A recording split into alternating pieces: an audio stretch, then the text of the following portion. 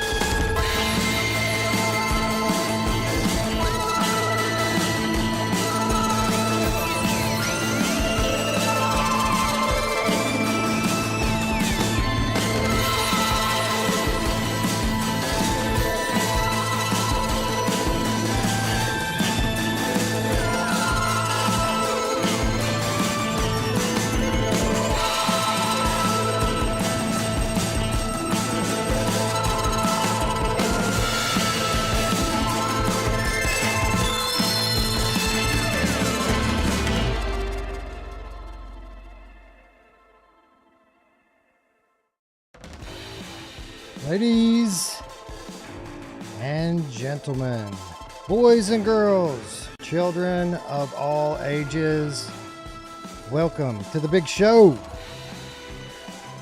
I am your host, Wes. With me, as always, not really always, but from now on, I promise. with me as he is sometimes, my good friend Eric. Eric, welcome back home, man. You're in your home, your actual home. Yeah, this isn't a green screen. It's not a fake green screen of me in California with a fake backdrop. This is it. This is home. Home. It's good to be home. Florida. How many hurricanes have been through there since you were home? Dude, it's so funny. I'm like walking through, I swear I'm walking through raindrops sometime. We moved to Florida last year, but if you remember, I had to stay behind in New York and close out. We had a couple houses we sold. So I had to stay home and close out the houses while my wife and daughter came down here early because school started. As soon as they got down here, bam, hurricane. I missed it. I was in New York. This year, I'm in California working for 3 months. 2 freaking hurricanes back to back almost. I missed both of them. I can't get home even to be here if I wanted to be. And then the one time I do come home from this 3-month trip in California, Wes, isn't there a fucking earthquake right in Santa Monica? Like literally rattled Jasmine out of the bed in the B&B we're staying at, and I missed it. So I literally, there's natural disasters and catastrophes everywhere. MASH is walking through raindrops, I'm telling you. It's the end of days, and MASH is chosen. He's the chosen one to lead us through to the other side. Welcome back, dude. I have missed you. Believe me, I have missed you a lot. I've been sitting here trying to do this by myself, and it's hard. It's hard. It's a hard thing to do. I don't know how you do it. I couldn't do I wouldn't be able to do my show without. I mean, I've done my show without Todd, but like you do it because like you know they're going to be back the next week. Dude, I don't know how you've been doing it. Like it's so freaking hard to run everything. I mean, because normally you do like before. I mean, you did a lot. I mean, a lot of work just show prepping. But at least Ruuts was here to run the show, right? That was one thing you didn't have to worry about. Now, like literally, even when I'm here, to be honest with everybody, I don't fucking do anything. Wes still does it all. Like you do all the show prep, you run, you produce it, you run everything. I just show up, look pretty, talk about games. And you know what? I think I'm kind of stuck with it now. Even when and if Ruuts comes back, I think that I'm so used to doing it. Now I've got a system. To be honest, I do have to put in 90 minutes to 2 hours into building it out. But I've got the templates set up now. That was the hard part, is getting the Mhm. templates. And I thought I had it down. I did the one for Strangers in the Night. I did the one for Virtual Strangers. I thought I was good. And then Game of the Month comes along, and I'm like, oh yeah, now I have to do 20 scenes that all have trailers in them. So I had to completely start from scratch and do this again. But we're good now. We should be good. That is, of course, until the 2024 show gets here. And I don't even want to think about what that's going to be like to build that. How does Ruuts do that without his computer just catching on fire? I don't know. I don't know. I mean, I remember it used to take him like a full, like I think he would spend like a full day or 2 days just putting all the scenes together. Yeah. Right before, like I don't know, it was crazy, but like I don't know, the show prep of going into it, like you just, I mean, number one, just putting all the categories together is daunting. Two, going through getting everybody's votes, bringing all them in to a spreadsheet that you have, then us getting in there for sometimes 7, 8 hours to debate all of these freaking things. And then putting together all the scenes, like that show is daunting. Can't believe we did it for almost how many hours did we do it that for that 1 year? The last, I mean, 2 or 3 of the years were between 12 and 14 hours. And I think Crazy. the one that wasn't was like between 8 and 9. Like that was the short one. Now obviously we don't do the whole thing as a marathon live. We have breaks. We take 1 and 2 hour breaks throughout the thing where we run pre-recorded episodes, but it is a daunting production. And I imagine, I think Ruuts will be back for it. I don't expect that he'll be producing it. I think I'll be producing it, which is why we're almost done with our schedule for 2024, or yeah, 2024, because that's going to take, between sending out all the emails for giveaway keys, determining what the categories are, determining what the nominees are, determining who the winners are, and then building out all of the scenes, and then shooting the pre-recorded segments, inviting on guests. To be quite honest, I don't have time to do that. And we and that's not to even mention the original reason why we decided to take that break, so we could actually play the games and pick the winners. So it's a lot of time. So obviously I'm not going to be able to use my free time coming on here to do episodes during that period. So we're going to go, I don't know, about 3 more weeks. And this week's not even going to be a full week because I'm going out of town for the weekend. And I mean, we'll try to get back and do a show maybe on Monday or Tuesday next week. But the next episode that I can guarantee 100% that we're going to do is that following Saturday, as we have lined up and confirmed the annual Here They Lie playthrough. And Eric, I don't know if I've talked to you about this or not, but we've got it set up this year. Last year the game's creator came on and chatted with me for the final 3 hours of the stream. Yeah, I This was there. year, I did it live with you, and I stayed for almost all of it, and then and I talked to him for a while, and then I had to take off at one point, but that was awesome. well, you're welcome to do so again if you want. This is what we've got lined up for this year. He's coming back.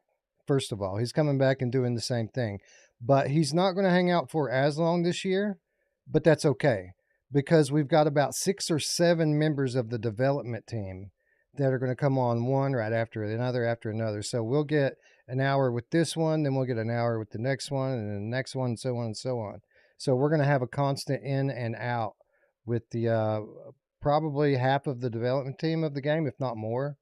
And here's the cool thing, man. Like, I didn't have to ask them about it. Like, they asked me if they could come and do it. How awesome is that? That is kick ass, man. It was so much good information last year, and I remember some of these other guys were in the chat, like, Yep. so like they were answering questions in the chat as people were asking them, and it was cool to like see all of their answers. But to have them on live now will be freaking sick, man. That's awesome. Yeah, I love that super these good. guys are still super stoked about their game. I mean, I know, like, it's like your baby, man. Like, I know when you launch a game and it's something special, it's like your baby, and you want to talk about it forever. We need to get it on a modern VR system, dude. That's what needs to happen with it. Like, it was a VR mode from a flat game, but it was Mm, also a PlayStation. It was a PlayStation VR1 launch title. It launched with the headset, and it was expensive when it launched. It was like a $50 game, yeah. and I obviously they wonder. dropped. I'm sorry. Go ahead. I was gonna say, I wonder who could do a flat to VR conversion of a game like that and That's a bring it good to another question. system. That's a really good question. You know, they're also working on another like AAA quality horror game right now, in association with their publisher, Bloomhouse Games, and it looks amazing as well. And I'm hoping to ask them more questions about that when we have them So on. are they still eyes out now or no? They are Eyes Out. That's the name of their studio. Yeah. Um, I know that Epic Games uh, backed their studio and invested pretty early on after the announcement of it. And then they Mm-hmm. went silent for like, I don't know, a year, 2 years. And then during the Summer Games Fest this year, they announced their title. And give me just a minute here and I'll tell you what it's called because I always forget it and I get it wrong and I don't want to do that. Sleep Awake, it's called.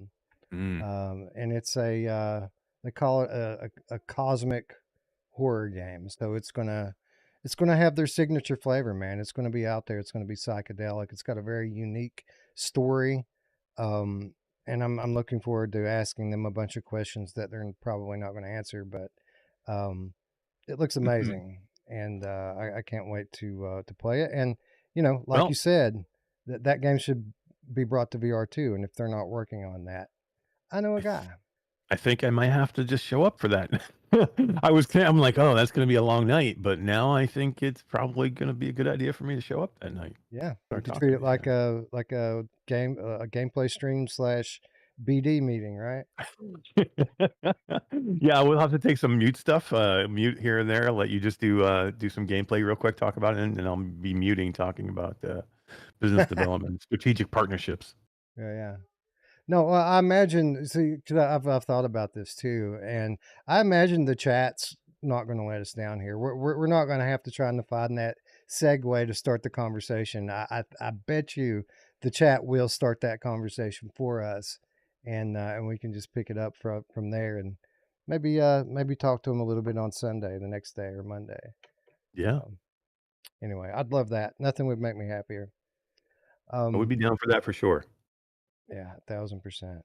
Anyway, welcome back, everyone. Like I said, no shows this weekend. Maybe on Monday, Tuesday. It just depends on on what kind of time I have. We just I don't want to spill beans, but we just brought in a new client to Impact. It's a fairly high profile client, and Mm. it's my client, and there's a lot that goes into kind of getting them through the door. So I'll be dealing with that early next week.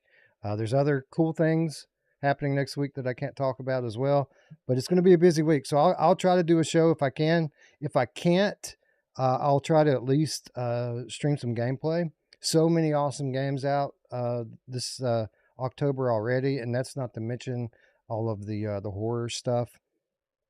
Shout out to everyone who hung out with me last time I was on the air, and I streamed Visage gameplay. You know the UEVR Visage mod that we've had trouble playing before because the crosshair didn't quite line up right.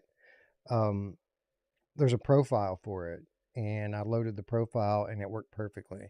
It ran Nice. well. I was able to stream it, and I played it for like 5 hours, and that was after doing a like a 2+ hour um, Strangers in the Night episode, giving gameplay impressions. So we You're literally insane. stayed up all night on Saturday. You're Um, insane. yeah. Well, what are you gonna do, man? I've only been doing one show a week, right? So Yeah, man. when I come in here, I try to do try to make up for that. And I haven't honestly, even been doing one show a week, man. Like, I feel like I do a spot Q2C when I can here or there. But man, that's one of the things that I just like. I'm so happy about being home, man. Like just being able to get, like I'm getting home just in time for us to not stop doing shows on Virtual Strangers. It's like the worst timing in the world for that. But I mean, just for me to get back to being like somewhat normal. Like I really don't have to travel anywhere for a while. I can just be here, doing stuff That's and awesome. playing VR. And we'll just be able to play some VR and play some cool shit and catch Yeah, up. dude, we've got so many cool, like even like the co-op stuff that's come out over the last couple of weeks, like Arizona Sunshine Remake and Mm-hmm. Into Black, and seems like there's another one. Phasmophobia just got announced coming to PSVR this month. Mm-hmm. There's just so many cool things to play right now. You're really coming home in a great time because there's just tons and tons of stuff to play. In fact, there's so much cool stuff that's out already in October that I didn't really want to do this episode anymore. After I missed the first 2 or 3 times that I tried to do this episode, I just wanted to like kill it. Like I don't want screw September games. Let's get on to October. But at the end of the day, people love the game of the month episode, and I didn't want to let anybody down.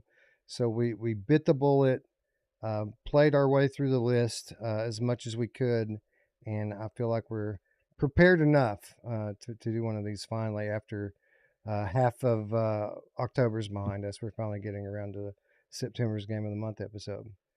You know who else likes to bite the bullet? Yeah, she does. My mom, or the pillow, whatever billet, pillow, whatever you want to call it. She'll bite whatever you want her to, man. Just whatever.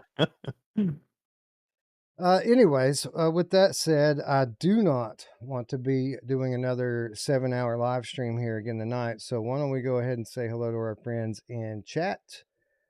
Chrome Colossus says, we didn't really want to watch. We're just being supportive. Well, how kind of you. Thank you very much. Deadringer the Gamecat's here. Baxorn VR. Shades of Gray Matter is here as well. Gamecat Behemoth, Not Sure Brondo, both in the chat. Techno Glitch is here. What's up? Good to see you. Bambino Ramos is here. He says that kind of passion seems rare nowadays, sadly. It's awesome that they're still so invested in their game. They're very proud of their work. And they should be. There's nothing else like it. There's a reason why I streamed this thing 5 years running before they even started coming on and doing it with us, is because I think it's that special. And it has technical problems. Like it's an old 2016 game. It's kind of blurry. The control system's not all that great. It'll turn your stomach. It'll make me queasy. But it's worth it because the game is just so brilliant. So yeah, they're proud of it, and they very well should be. Salvador is here. What's up, Salvador? What's up, Ryan B? Gabriel 004. Philozix is here as well. Rogue TR is here. Who else? Old Darth in the chat. Zaylan Maru is here. JLW99. What's up? Who else is in the chat? Evan Yabu. Mad Vegan. Just checking in to say goodnight. See you on the replay. What's up, Mad Vegan? Q Creators here. Thank you for joining us, sir. That Dank Cheese is in the chat. Said, love some game of the month, but I'm going to have to catch it in the morning. Everyone have a good night. Well, good night, That Dank Cheese. Thanks for stopping by and saying hello. How dare you? Stick it out, man. Don't be a wuss. I don't have the how dare you button. So, sorry. I know. You need to hide. Come on. I need that. That's one of my favorites. Like I don't have a stream deck, dude. Like literally, I've just got right. I've got OBS like set up so that I can do the mom thing, but I need to get an interface. I'm still using this interface that Mike sent me with the microphone. So, Four-wheeling, of course, here as well as VR SpryGuy, and that, my friends, is as far to the north as I can travel. Let's see if we had anybody Anybody slipping in? The Bad Bantha says Eric's mic's a little loud. Is it How, though? how dare you? It seems to be pinging right at where mine is on the bar, so I don't know. It looks right from here. Does anyone I else could. think Eric's too loud? I mean, I can tell you this: I've been away for I've been away for 3 months out of the studio. I have no idea. Like, I turned my computer on for the first time yesterday. Actually, no, this morning I turned it on for the first time. And like nothing works, right? Like I had to re-hook up everything up. Lost all power when the hurricane came through, so everything was freaking freaked up. So I wouldn't doubt that it's not right in some way, but we Let did me check see. mic levels before we started. Yeah, let me check one thing here. I mean, Bad Bantha, I just have a loud voice. Usually I'm too low. They're like, "Oh, Eric, you can't hear Eric." Yeah, no, right? Backstorm VR says I actually hear both of you this time. Or yeah, sounds a bit crackly. Now I will say that you do sound like you're a little bit like your gain's up a little too high. Could be. I mean it's very subtle. It's not like super bad or anything, but you do sound a little buzzy. Like either Okay. your mouth's too close to the mic or your gain's up too Oh high. yeah, my gain's up to 32 decibels. Hang on a second. Check. Oh God, yeah. As soon as I hit check, it goes red. Why didn't you Oh, guys there tell you me go. before? Jeez, we've been going to 20 minutes. You guys didn't tell me. That's what Bad Banth is here for, man. To Thanks, Bad get Bantha. our You rock. audio quality on point. All right, let's try 26 dB. Check, check, check, check. Check one, check one, check one. I'm gonna Syphilis. push you a little Syphilis. bit. I might keep going. Check, check, check one, check one, check one. Check. I That's think you're 26 dB. I think you're pretty good right there. You guys let us know how it sounds as we move ahead, and we'll readjust it. We also had Distracted slipping in, Third Eye, Triple O slipping in as well. We have always lived in the castle, Mary Cat slipping in as well. Bound Underground is here, and Escape Portal. What's up, bro? Thanks for joining. All right. So that is that. Why don't we get into the game of the month? Bad Bantha says, "You got you. Sounds better." Yeah, everyone says you sound good now. So that's great. Wait. Thank you. All right. That's how you do it, Roots. That's how you take care of audio problems.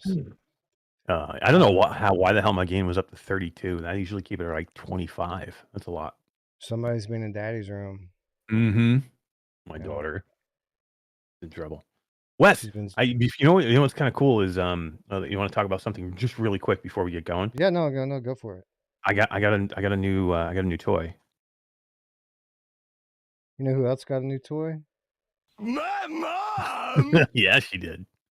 I got this Quest 3. Have you had a chance to check it out? No, I've tried to talk my wife into buying one because I don't need one, right? I've got my Quest 3, and I'd like to have another one here so that we can do like co-location, right? Yeah. And I'm already buying the Batman game. It's a $50 game. Meta's not going to send me a key. I'm not in their program or whatever, so I'm going to have to buy it. So that just Mm-hmm. leaves like $250 to get one of these things, and that's not even counting like referral discounts or anything else that I could probably stack on top of that.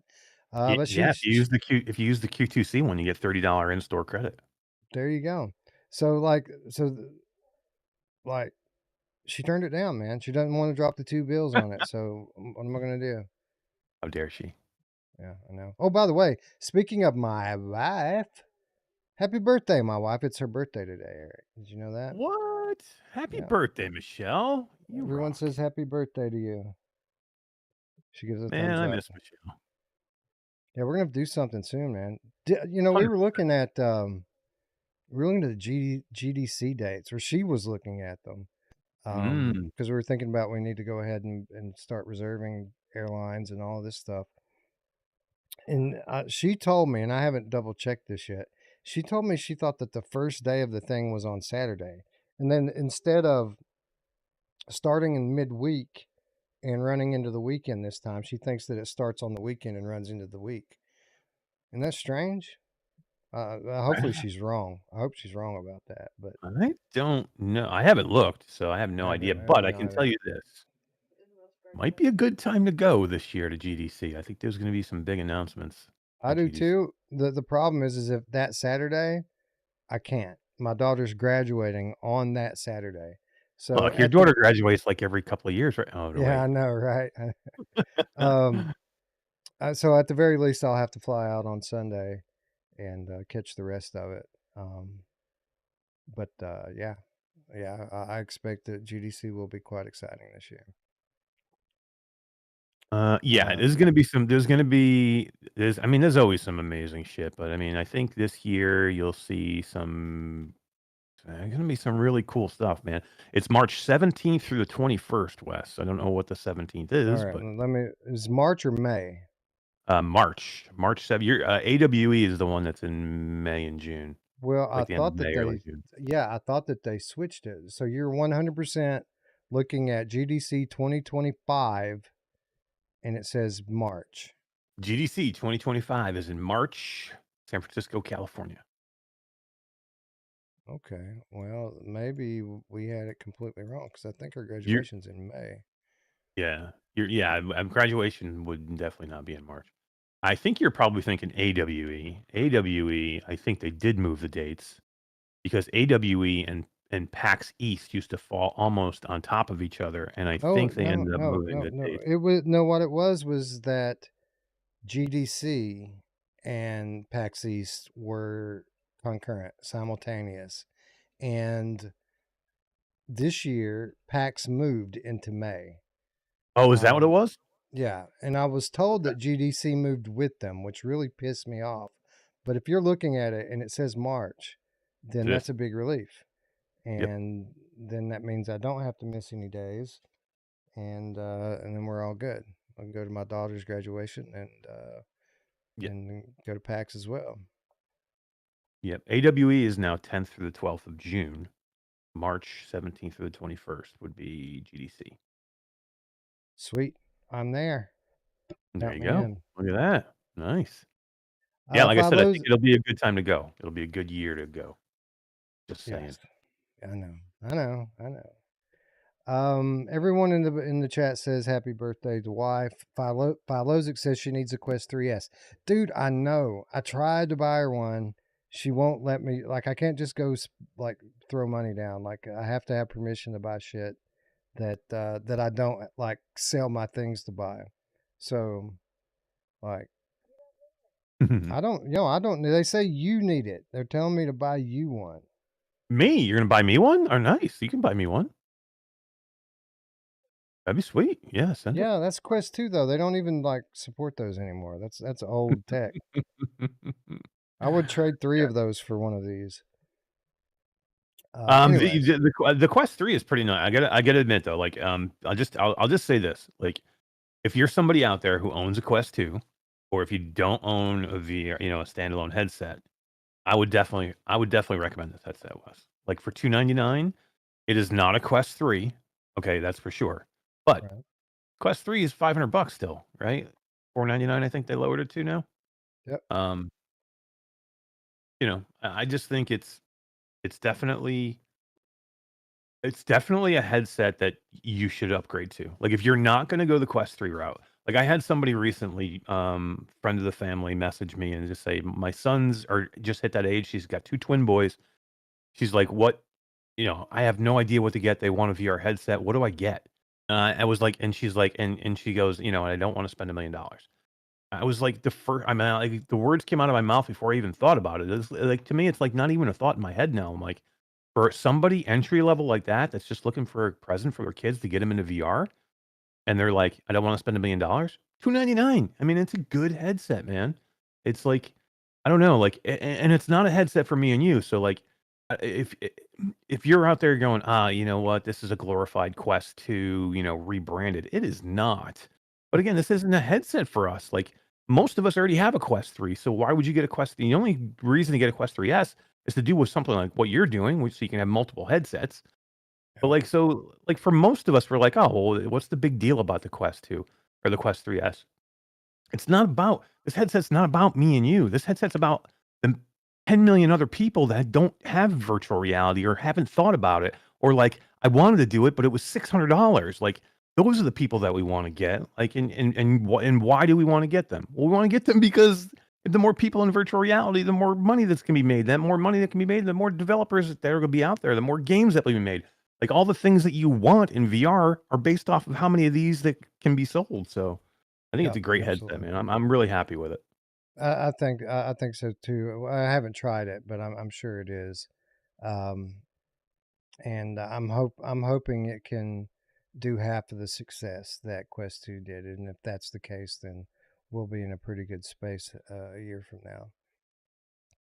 Our friend Agreed. Gamertag VR joining us in chat. What's up, GT? You're up early. Asking where's Ruuts, bro? You've been away for a minute. Ruuts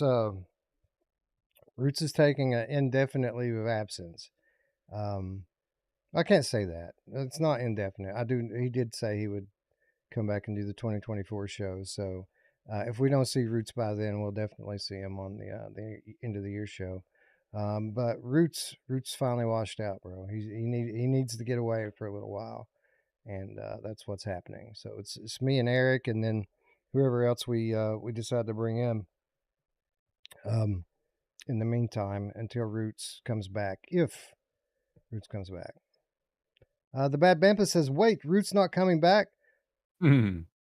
Maybe he is. He's taking a break right now because he doesn't want to play VR. He doesn't want to play VR, and we told him, you don't have to play. You can just come and hang out.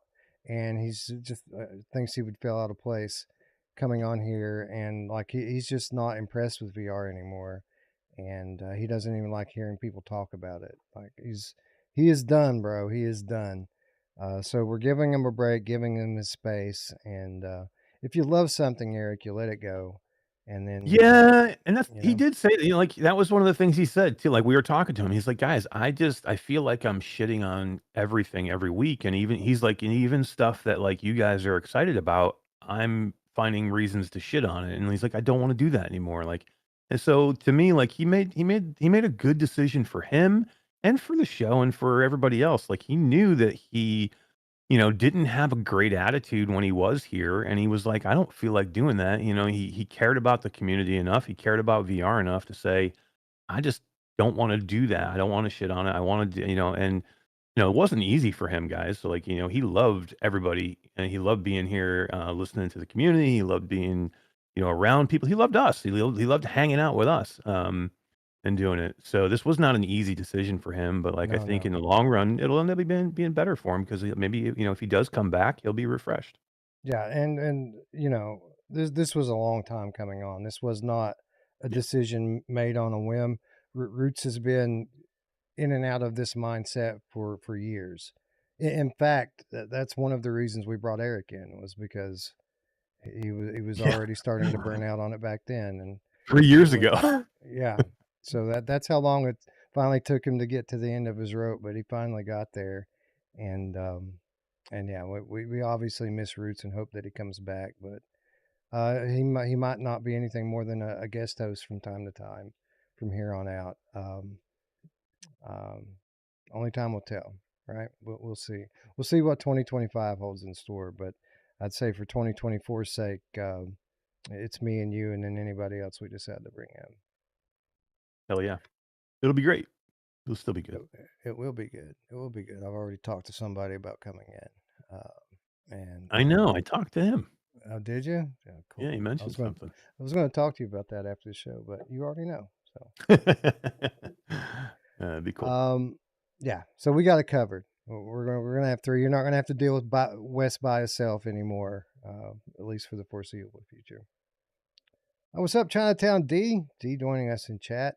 Why don't we get into it? We've enough chit chat. Let's get into everybody's favorite game, game of the month, and start as we typically do by what came out on PSVR 2. And interestingly, Eric, PSVR 2, the only platform that we've got 5 nominees from this month. Not to say that the other platforms didn't have games, they did, but games that I felt were worthy of talking about on the episode, they each had 4. PSVR had 5, And we start with this one here from the German studio Tuner Max. This is a game called Snow Scout. First of all, thank you to the developer for providing us with review access to the game. And this, what kind of a game would you call this, Eric? This is, I mean, I can think of lots of words to describe it, but if you had to put a genre on it, what genre of game would you call this? um, I would call it a story-driven skiing sim. Like I would almost say it's a walking sim, but Right. you don't actually walk. You You don't walk ski. that much. Yeah. So yeah, I mean, it's a tough one to put my finger on, but yeah, I'd probably call it that. I mean, um, I don't know. It's tough to put this one in a category. I think it's a little bit on its own. Yeah. So the idea here is this is kind of like a lot of people compare this to Firewatch. If you've ever played Firewatch, it's a very similar kind of setup to that, where you're alone. You're in like a reserve, where Firewatch was like a forest reserve. This is like a ski resort.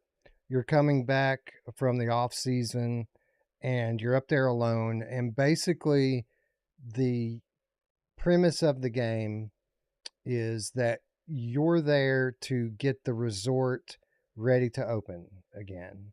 And that involves quite a lot of things, from picking up litter to clearing snow from the paths, to doing work on the slopes to make sure there's no avalanches. There's a number of things you have to do, and even uh, it's really one of these VRAF games where they kind of put everything in your hands, and like even to go to bed, you've got to go home, you've got to chop firewood, you got to start a fire, you have to cook your food and eat your food. It's not a survival game, but it's a game that puts you in a relaxing environment with a kind of slow paced story that's all being told through narration.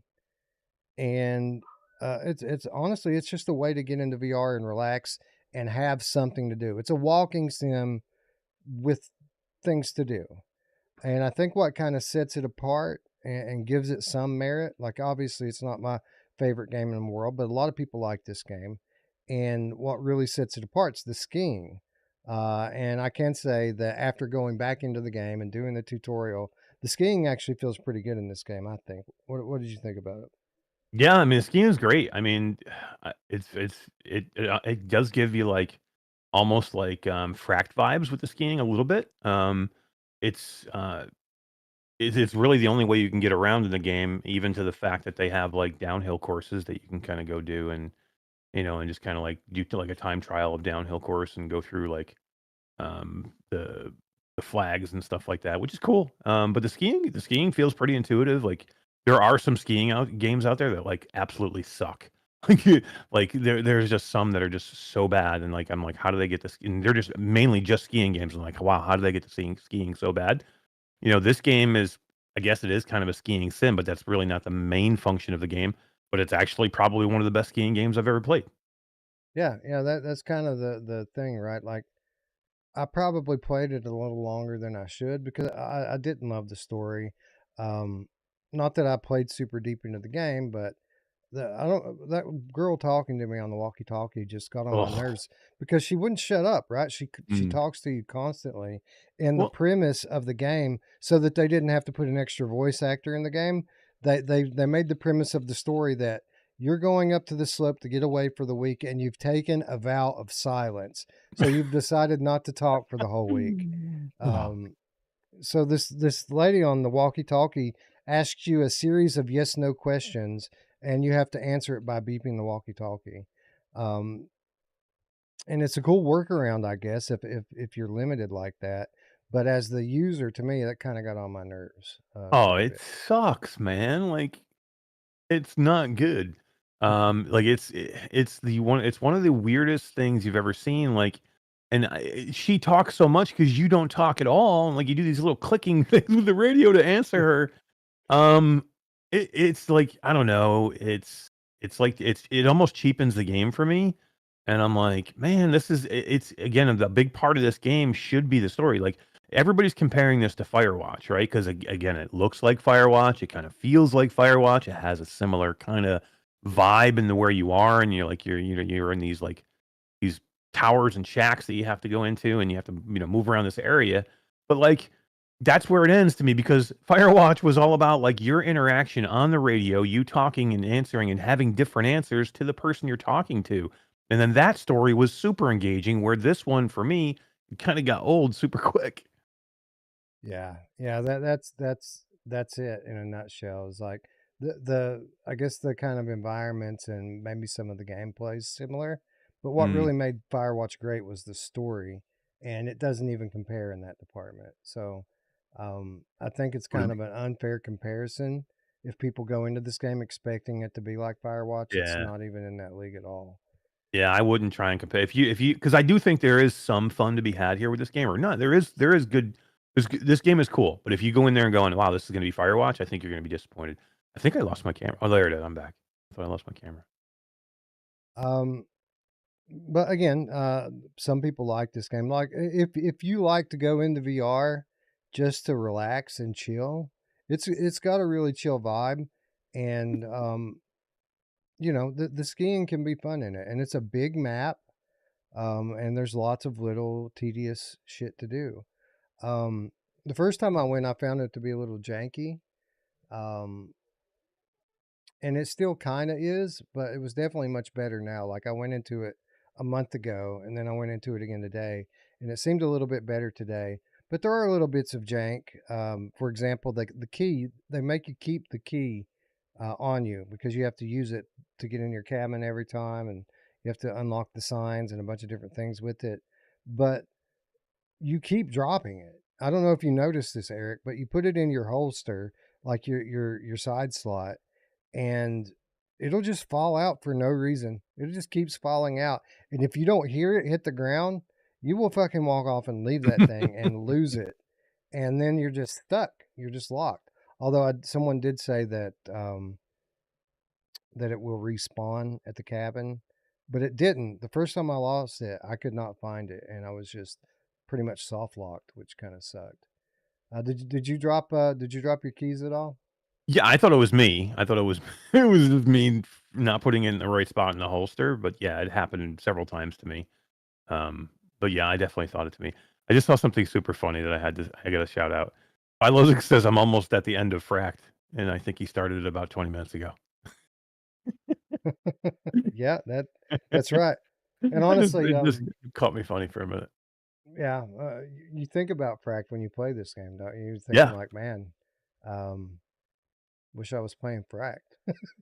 Well, that's just it. I mean, for a game like this, if you think about it, if they did put some gunplay in this, or say like they put some of this in Fracked, like to me, that's Yeah, that's where I think because you want. I'm not a big fan of these walking sims or skiing sims as it is, where at least Firewatch had a good enough story, and there was a lot of cool shit you could do in Firewatch, and like a lot of cool things happening. So it pulled you through because I love Firewatch, but here I just don't know if the story is strong enough to kind of carry me through like all these things of what you're doing. The survival, it's not really survival enough for me to feel it's just a right. survival game. And there's not enough action for me to pull me through. So I think I would, I mean, I didn't play a ton deep into this thing, but I feel like I would get bored in here pretty fast. But if you gave me some frack adventure and give me a gun, let me shoot some stuff, but give me the story and the skiing, like it would be probably Or like or it'd be the best you game. you find a dead body in the snow. Come on, just give me Yeah, some like story beats that make it like super interesting. yeah. Um, Let me talk. Let me let me talk to the girl on the radio. Would be nice. yeah. Um, anyway, I know we're kind of getting off the path here and kind of shitting on it a lot. It's not terrible. It's not great. I would consider this an average VR game. Um, Hmm. Gamertag VR in the chat says you guys when you started, I was thinking I might want to try it out, but now you're kind of talking me out of it. It's going to be different for everybody, man. It's not super janky and broken or anything. The gameplay systems in it work pretty well. There's a little bit of jank, but for the most part, it plays well. It looks good in the headset. The skiing is fun. It's just a little slow and a little bit boring. Probably Jasmine's not. here. I think this game would be right up her alley.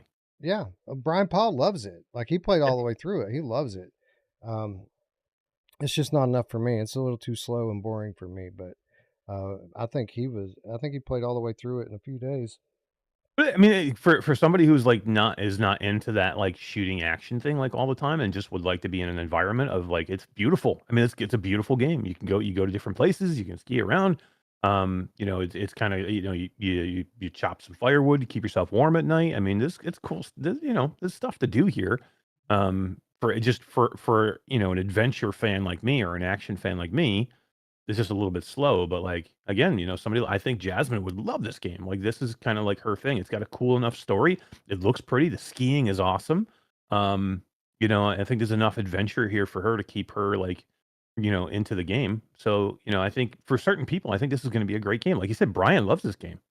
Yeah, you got to go down and get the ski lifts turned on. You get to ride them back up the hill. It's very peaceful.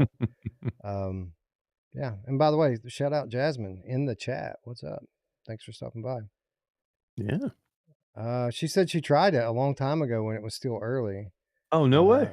I don't know if this is my game.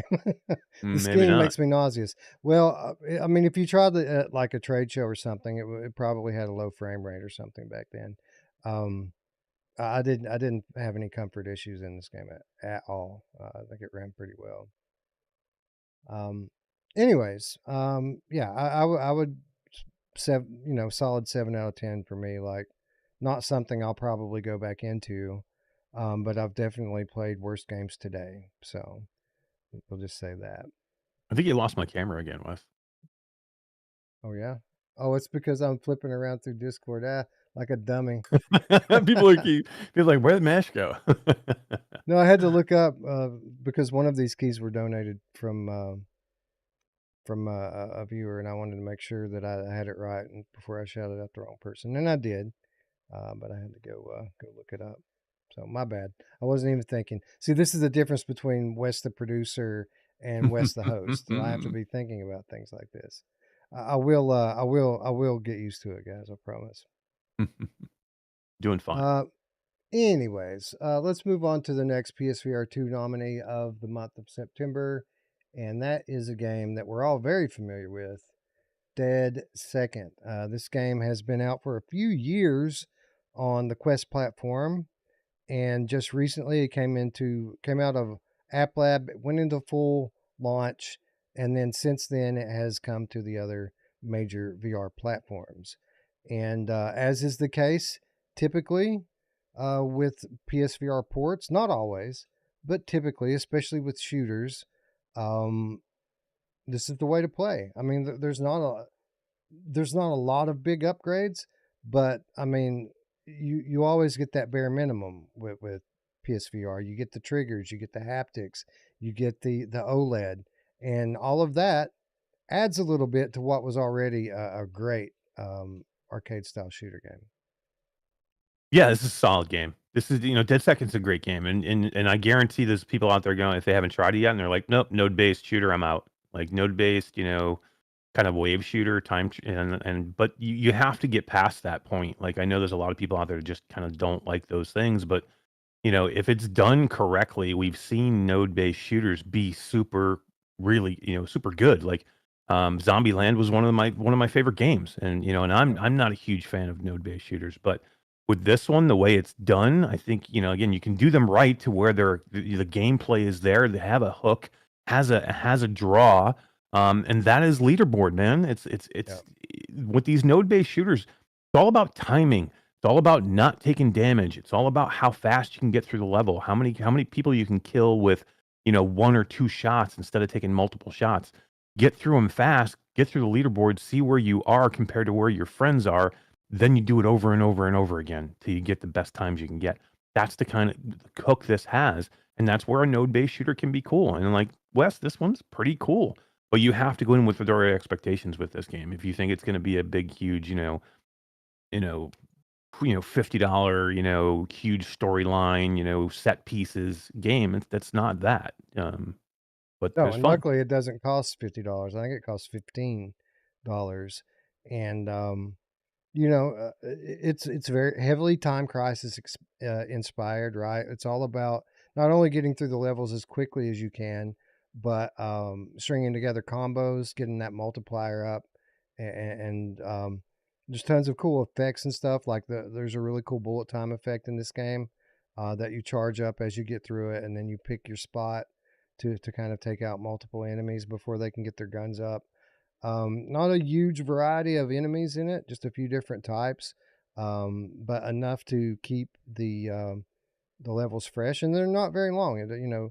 I think if I had one criticism of the game, it's that there's not a lot of content here.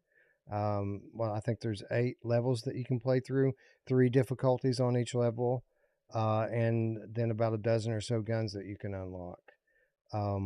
But with that said, it's a super fun, super addictive gameplay loop, and they give you a long list of challenges for you to complete for money, and then you take that money and you unlock the weapons, which allows you to kind of make it your way through the levels faster if you choose the right weapons, and make your way up the leaderboard. So it's very much a lather, rinse, and repeat game.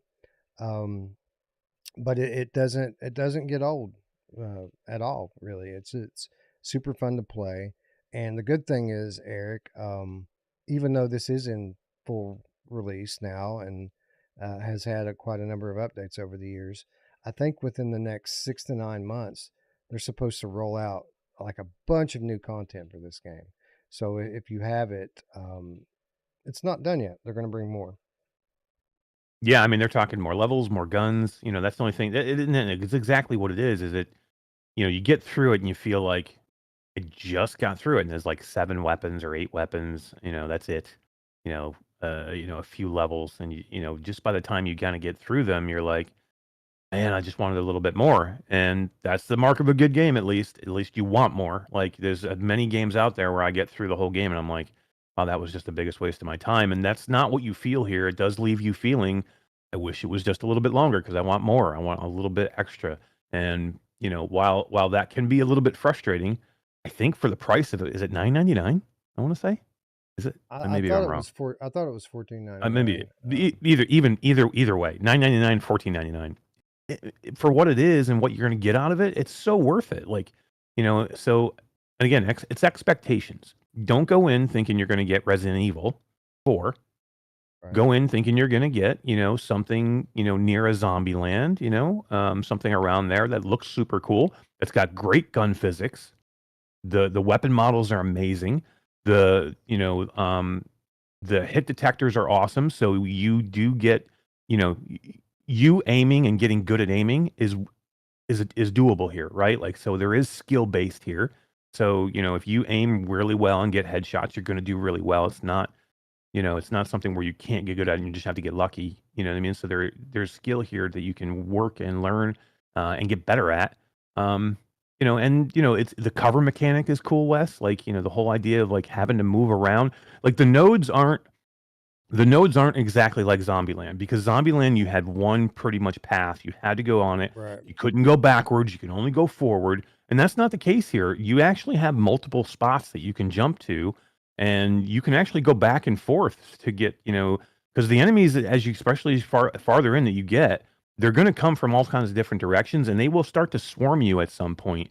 And then you're able to kind of pop in and out of those nodes, go backward, forward, side to side, to get the best angle to take them out. And then again, it's all about timing. So you're trying to do it quickly. So you'll try different routes and multiple paths, and that does blend. It works like Blood and Truth, only you can go backwards too. Yeah. Like Blood and Truth gives you like a number of different nodes that you can go to and lets you move laterally, and you just progress layer by layer by layer through the level. This works like that, but you can also go backwards. You can turn around and hit a node behind you. So you're not just stationary linear like a Zombieland type node game. You can actually bounce around all of these rooms. Another thing I like about it, like it meets the definition of a great palate cleanser game. Like there's nothing daunting about this. You don't have to worry about getting drawn into it or having to get, think about it too hard. This is a game that you can just go in, get in a zone, play it for 20 minutes and put it down, right? In 20 minutes, you could probably run through one of these levels 4 or 5 times and put the game down and go do something else. Um, I know a lot of people would prefer it to be longer, including, you know who else would love for it to be longer? My mom! Yeah. Yes, she does. But it's an excellent game. It really is. I mean, it's telling that, you know, the original copies of this game that Ruuts and I got, they didn't come from the developer. We didn't ask for them. They didn't send them to us, but we got copies of this game from the community. From people bought this game for us so that we would cover it because they loved it so much. And that was the older version of the game. It's been way updated since then. So this is a very good game and a strong addition to the PSVR 2 library for September. Definitely. All right, we move along to another multi-platform release. Only this one came out on every platform concurrently this month, and I'm not sure that was the best idea, Eric. As Chernobyl Again, this is a good game. I've enjoyed playing this on PC, and admittedly, I did not try this on PlayStation VR, but I know enough people that did to tell me that the experience is not the same on PSVR 2 that it is on PC. There's quite a bit of jank involved with the PSVR port, or at least there was at launch. But with that said, Eric, I enjoyed this game on PCVR enough that I felt like it deserved a nomination because there's a great story-driven sci-fi adventure game here. Yeah, I mean, it's a great game. I did not get a chance to play it either on PlayStation. I just got back yesterday, and I only had a chance to do a couple today on my PlayStation VR2. So, and I did not hear all the stuff that you heard, so I don't have a ton of information about this one, other than I can say on Steam, it's a really good game. Like, and I think if there is jank here and there is problems, if they fix it, then I think it's definitely worth a buy, especially if you don't have if you don't have a PC and you want to play it, because I think there is, it's got kind of got Wanderer vibes to it. It's not exactly Wanderer, but I think it's got vibes Yeah. of that to it, and I think the story is very very cool. Some of the physics of what you're doing and manipulating things are a little wonky, but I like it. I like the game, so I think if they fix some of the things, I would definitely recommend it. Yeah, definitely an indie title here, right? Like this is a game that follows a similar formula to a game like Wanderer, but Wanderer is on a whole other level in terms of production. That game has money and people behind it, where this is just a few guys running on a small budget, and they've really done a remarkable job putting together a coherent story here with challenging puzzles. And some real cool like VRAF mechanics in here, like the suitcase time machine Mm. thing is really awesome. You've got to put the fuel in it and turn the dials, and it all has a very VR feel to it, right? Um, and the story, again, from what we've played, we didn't play all the way through it, but from the couple of hours I played, was engaging. It involves time travel, obviously, and kind of some like dimensional rifts and alternate timelines caused by the Chernobyl disaster, and the whole story just kind of revolves around that disaster and maybe some of the hidden things that happened around it that may have caused it. Um, so a lot of fun here. If you're a fan of the history part of Chernobyl too, it's super cool. Like one of my favorite like little mini series is, I think it was HBO maybe, did a Chernobyl mini series that's fascinating to me. I think I've watched it like 2 or 3 times. Just goes through like the history behind what happened at the Chernobyl incident. And if you're a fan of that at all, this will give you super cool like reminiscent vibes of that whole event. So yeah, I think it's interesting. Grandpa Barbecue Game Cat with the $5 Australian donation says, "Thanks, Wes and Eric. I just joined, so I'll drop out of chat and start from the beginning, approximately an hour ago." Well, Oh, you thank should you for stay stopping and by. just watch it later, and then you can be here live with us. That's true. That's true, Grandpa. if you do want to stay and just catch the beginning later, you really just missed the intro. We're kind of just getting started on PSVR 2. We still have the other two categories ahead of us. So if you want to catch the intro after, feel free. But if you want to go back and just have it in its full continuity, then I certainly can understand that as well. Bound Underground says HBO Chernobyl is so good. Yeah, I haven't watched it was it. good. Yeah. Wes, you should somebody I like. I know you appreciate some history too, and like just hmm kind of see it. And it's just. I mean, of course, it was a disaster, and a lot. So it was terrible. But just the history behind it is so fascinating. Of like going through and reliving the day and seeing what happened, and then living it through the eyes of some of the people that went in there to investigate or see what happened, and they all end up dying later because of radiation poisoning, and they were just Right. there to like go in and try and help it. Like eh, eh, there was so many active parts of radiation there that had to be contained afterwards so it didn't get worse. And most of those people that were there for the cleanup ended up dying of radiation poisoning afterwards. So many people died early because of the incident, but then so many people died afterwards, almost as heroes trying to figure out how they cover up some of these rods or how they get rid of some of these rods that were so radioactive and giving off so much radiation that you couldn't even fly over it. Like when you flew over it with a helicopter, it would almost immediately start screwing with anything. Um, and then if you did fly too close to like where the plume, the cloud it was of radiation, it would almost instantly kill you. So they couldn't even send robots in because the robots that they were sending in to try and like contain some of the debris or move some of the debris would almost instantly start to like melt down, and everything inside it would just start to not work. And it was such an interesting story of how that worked. And like looking at some of this stuff in the game is reminiscent of the show. It Yeah. looks almost exactly like it. It's super cool. You should definitely watch it. Yeah, and that's one of the cooler things about having this kind of scene, right? That you're because like any story-driven adventure game, there's a bit of fetch questing and exploration that you have to do, and every now and then you'll find yourself in that radiation, and you'll have to get out of it quickly, or take some medicine to kind of Mhm. clear it out of your system, um, which is again a cool angle for the game.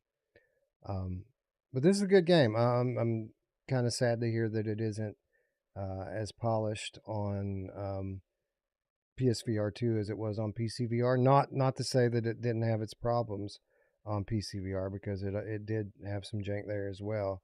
Um, but hopefully this is something that they continue to polish up, because I think it has a lot of potential if they continue to improve upon it.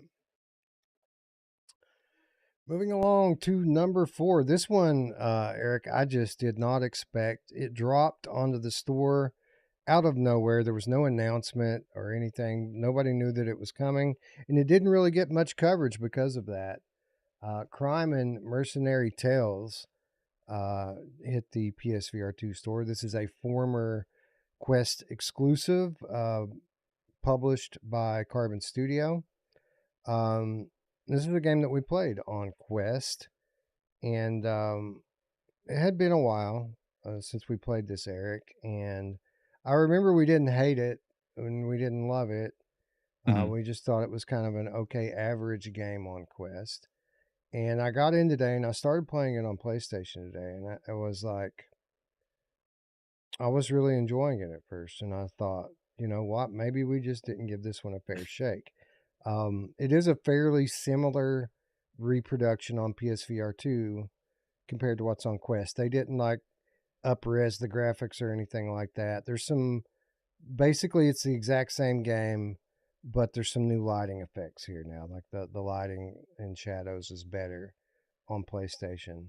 Obviously, you get the bump of brightness from the OLED screens and all of that stuff. But as far as like the game itself, this is the same game. So I started playing it, started really enjoying it, having fun, and I got into the vampire chapter, which has a really cool look to it. Um, Found it challenging on normal. I mean, they throw a ton of these enemies at you, and you have to kind Mhm. of time your parries with it. And sometimes it just seems like it's not even fair because like 3 people will be attacking you at once and you can't block all of them, right?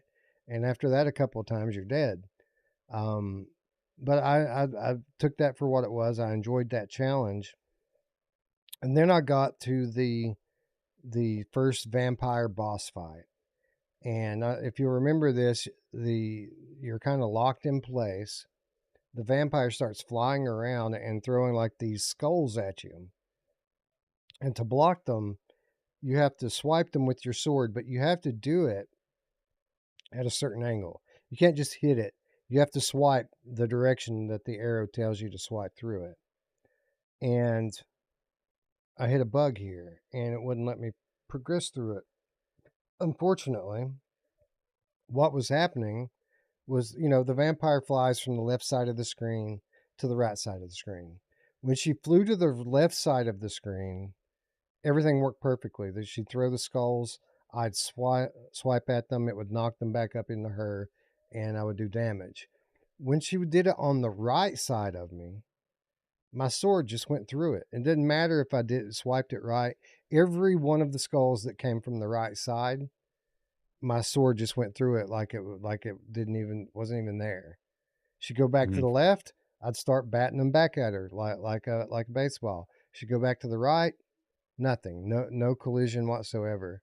So after dying to this thing about 5 times today, I just quit playing it, man, because I don't want to have to go down on easy level just to review a game that I've already played.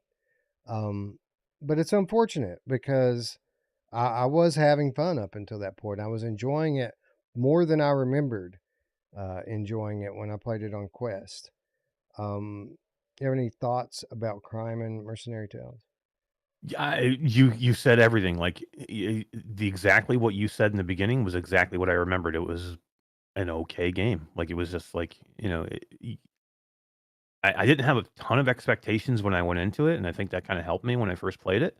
Because if I thought it was going to be like stellar, then I would have been disappointed. I hadn't really have any expectations when I went into it, so I'm like, okay, it's kind of fun. It's it looked okay. It had like a very cartoony style graphics to it. The combat was kind of fun. Had some unique elements to it. Some of the boss battles were pretty cool.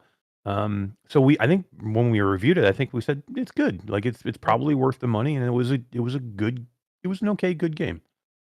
Nothing great, but it was good enough. But Good, not great, right? yeah, Exactly. but the problem and this sounds like it's with the visuals of and with the OLED, I think with the type of visuals this is, I'm sure it popped and looked great Oh no, because it looked really good. Even though it was kind of wallpapered textures like Quest Mhm. games have, the design of the levels and like the scale of everything made for some really good looking environments.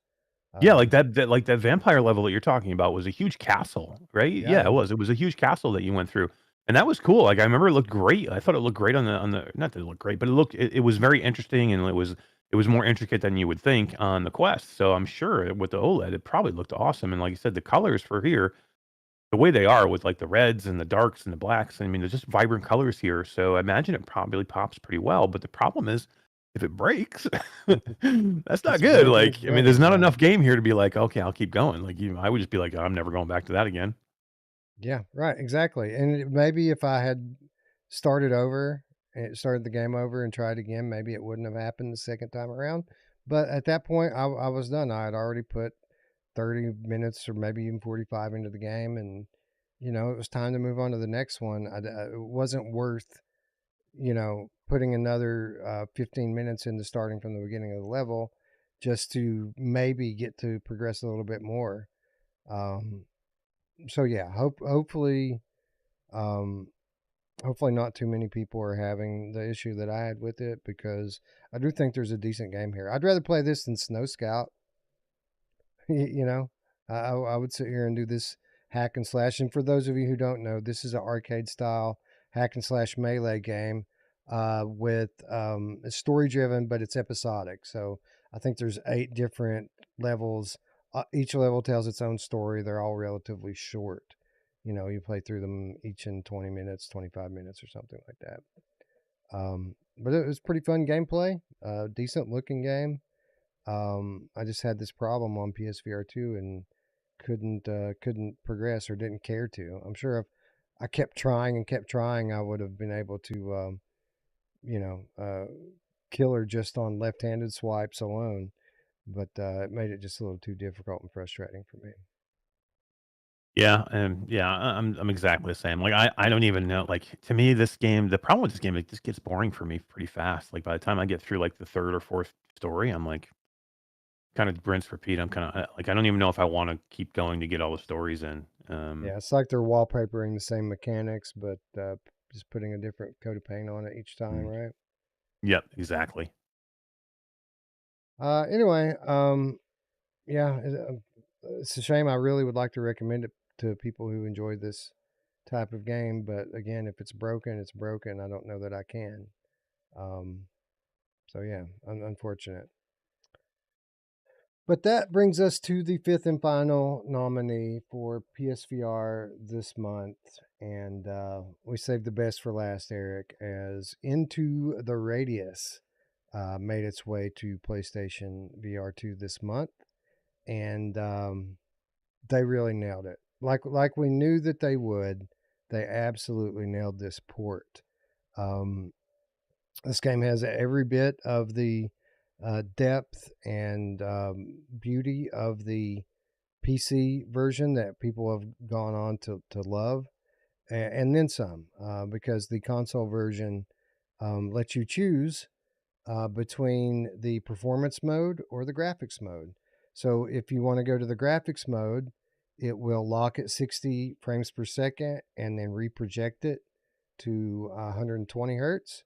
Or if you're someone who's super sensitive to reprojection, you can go to performance mode, and it'll run at 90 native. And you do lose a little bit of graphical fidelity when you do that, but it's still very very good looking running at 90. Um, Eric, I don't want to spend a half an hour breaking down Into the Radius for everyone as a game that everybody's already very familiar with. But simply put, this is one of the best VR games of all time. Yeah, and you almost want to because it deserves it. Like, you know what I mean? We've been through this game so many times that we can't talk about it again like that long. But literally, you almost should, because if this was a brand new game and like hadn't launched anywhere else, we would talk about this thing for 45 minutes because it's that Yeah. freaking good. Like, um, and these guys, man, they do it every time. Like, this game started out as a Steam game that they worked on forever. That was a good game. That was early access, that definitely felt like early access, but it was a good game, and there was a game there to be played if you had patience for it. And they worked on it, and they worked on it, and they worked on it. And then they launched it on Quest, and they made it even better when they moved it to another platform, to where I think they fixed so many things, and they made it way more approachable, and the whole story was easier to play, to that when they went to that other platform, they had kind of learned so many things from the Steam version that all of a sudden the Steam version ended up playing better because they learned so many things moving into the Quest. And the Quest version is great. Now they've done the same thing here for me. Like, I've played this game so many times now though, but like every time I get in there, and especially on a new platform, I'm like, man, I mean, it looks really good. It plays really good. The story is fantastic here. Like everything, it's just a deep game. There's so much to do here. Like, we talk about VR games all the time, that we're looking for depth, and we're looking for like real teeth into a game, and not superficial, like bare bones of what we consider like a real game. And that's here, man. Like Yeah. they've done that, and like now to bring it to this platform where it looks this good, Wes, and this headset. um, I, I, I want to play this game all over again now. Like literally, Yes. I went in there today. I'm like, I just got to go in for a little bit. I need to look at it and see it, and I'm going to get out of here. Wes, literally, I was a little bit late coming to see you because I was in this game for so long, and I had to go make coffee. So I'm like, but I now I want to go play this game again. Like I want to finish it again. Absolutely. You're right. It has all of that depth of gameplay that VR gamers are so hungry for in 2024. But at the same time, it doesn't skimp out on any of the VR interactions as well. Like you're still using your hands to do everything. I mean, and then some, right? When it comes down Hmm. to like loading your weapons and cleaning your weapons and taking care and maintaining all of your stuff. There's a lot of that VR interaction in there. And for me, um, one of the main reasons that I come into VR games and what sets a great game apart from a good game is I want a game that makes me feel something, right? This game is so I don't know what the word is, but even just traversing the map in this game, you have to literally watch your every step. It's nerve-wracking in a good way, right? It puts you on the edge of your seat to where you're afraid to take a wrong step left or a wrong step right because you can walk right into one of those anomalies and be dead in just a couple of seconds. Mhm. At the same time, the clock's always ticking, right? Because every 3 in-game days or so, the tide comes in, and that completely resets the map. So all of the enemies that you have killed will come back to life. All of the areas of the map that you've cleared will now be populated again, and you kind of have to start over your progress. And some of these missions have you going all the way over to the other side of the map, and that's difficult to do in kind of just one trip, right? You have to kind of work at it. You go out a day, you examine an area, you clear out the enemies, you go back, you eat, sleep, and then come out and make some more progress. But when the tide comes in, all that goes to naught. Um, so you're tiptoeing around, but you're trying to be fast about it, the whole time looking over your shoulder for these enemies that none of them are easy to kill. Like they're all very challenging to kill, even on like the normal difficulty. They're also unique from one to the next. You kind of have to figure out what their weak parts are and what their behavior is and when you can attack them. It's just a well done game, and like it's so different from anything else in VR, that I think it holds a very special place in the catalog. It does, and I just, I'm super happy now that people finally get a chance to play it on this system that haven't been able to play it before. Like this is, and they did it right. They did it justice, and it's so good. And what you're talking about, the mimics are freaking so hard. Like as you get farther and longer into this game, like they get really good, and like Yeah. you're gonna have a tough time. You're gonna die in this game. I mean, this is an extraction shooter. Like if you're like, hey, what kind of game is this? Like it's kind of like a sci-fi horror extraction shooter. Like that's you're in there to loot and then get out before you die, so you can get out with all the stuff you need. Um, If you if you think you might want to play Ghost of Tabor, but you hate playing multiplayer, mm, this is the game you need to be playing. 100%. Even to the point that Ghost of the Board took the backpack system directly from this, which I'm a fan of. I know a lot of people are like, I just want the Walking Dead backpack." I like this system. Like I like the Ghost of Tabor system, especially when it works. Well, I like it better You know, here than in Tabor because yeah, in because here that they it's let you janky in stack Tabor. the items, and in Mhm. Tabor they don't let you do that. Like you have to Jenga those fucking things in there so that they don't collide with one another. Yeah, in Tabor, and they have worked on it and they fixed it. It is better than it used to be, but it's still a little janky. But here, they've really done a good job of getting it to where it feels good. And to be fair, on Steam originally it was a little bit of a mess too. But when I Yeah. went to Quest, it was almost perfect, and here I think it's really good too. Like so, Oh, it's one of the better backpack systems. let me say this: this game, when it hit Steam, was one of the jankiest fucking mess that I've ever played in my Hmm. life, and I would have not ever have gone back to this game after the first or second time that I played it if it weren't for Scion Oh my insisting god! that I keep going back into it and checking it out on the updates. Remember the The, throwing knives? dude, the knives. I remember the first They were time I played so this, broken. I couldn't get through the tutorial the first time I played it. Like, Hmm.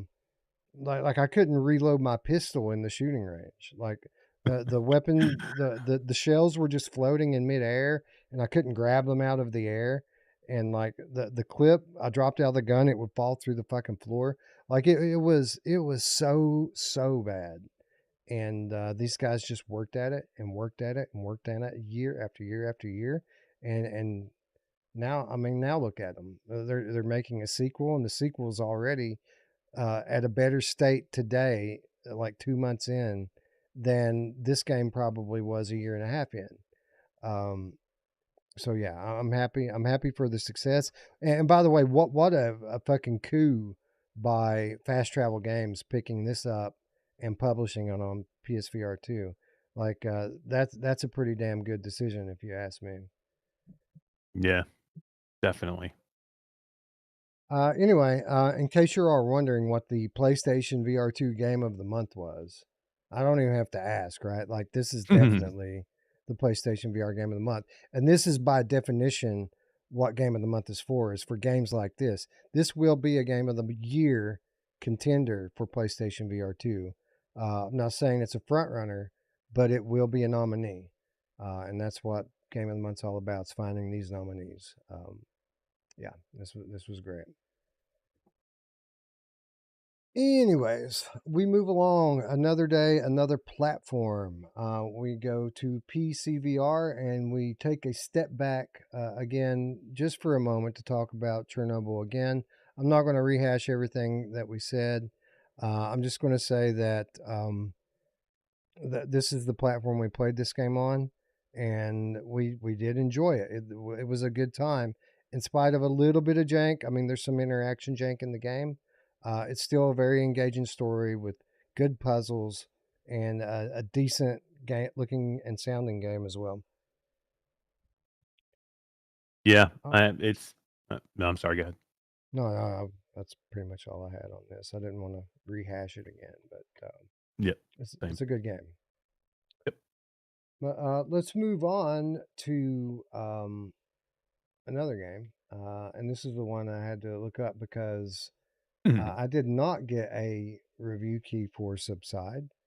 And I've talked at great length during one or two of our episodes about how I didn't get a review key for it and how I probably wouldn't even talk about it because that guy didn't return my messages. But then Void Citizen sent me a key for it. So what do you do then, right? Like, he bought me the game. So we went in and checked it out, and as I suspected, Eric, absolutely beautiful, right? A beautiful. I mean, you almost want to call it a tech demo, but this is technically a game. This is an exploration game, an underwater exploration game, and just absolutely gorgeous. It is. This game is beautiful, man, and it is technically a tech demo still, but I consider Kayak a tech demo too. So, like, I Well, this mean, is the kayak killer. Like at least there's yeah. something to do in this one, right?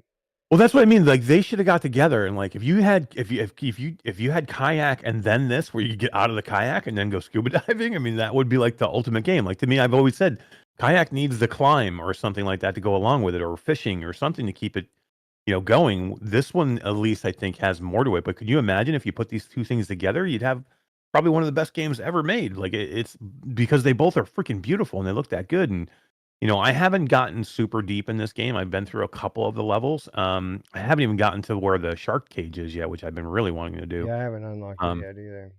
but what I have seen's been amazing, and like the physics are great. The swimming is amazing. The visuals are crazy good. There's a ton of like to where kayak is. You kind of like look in the water for kayak, and there doesn't seem enough life.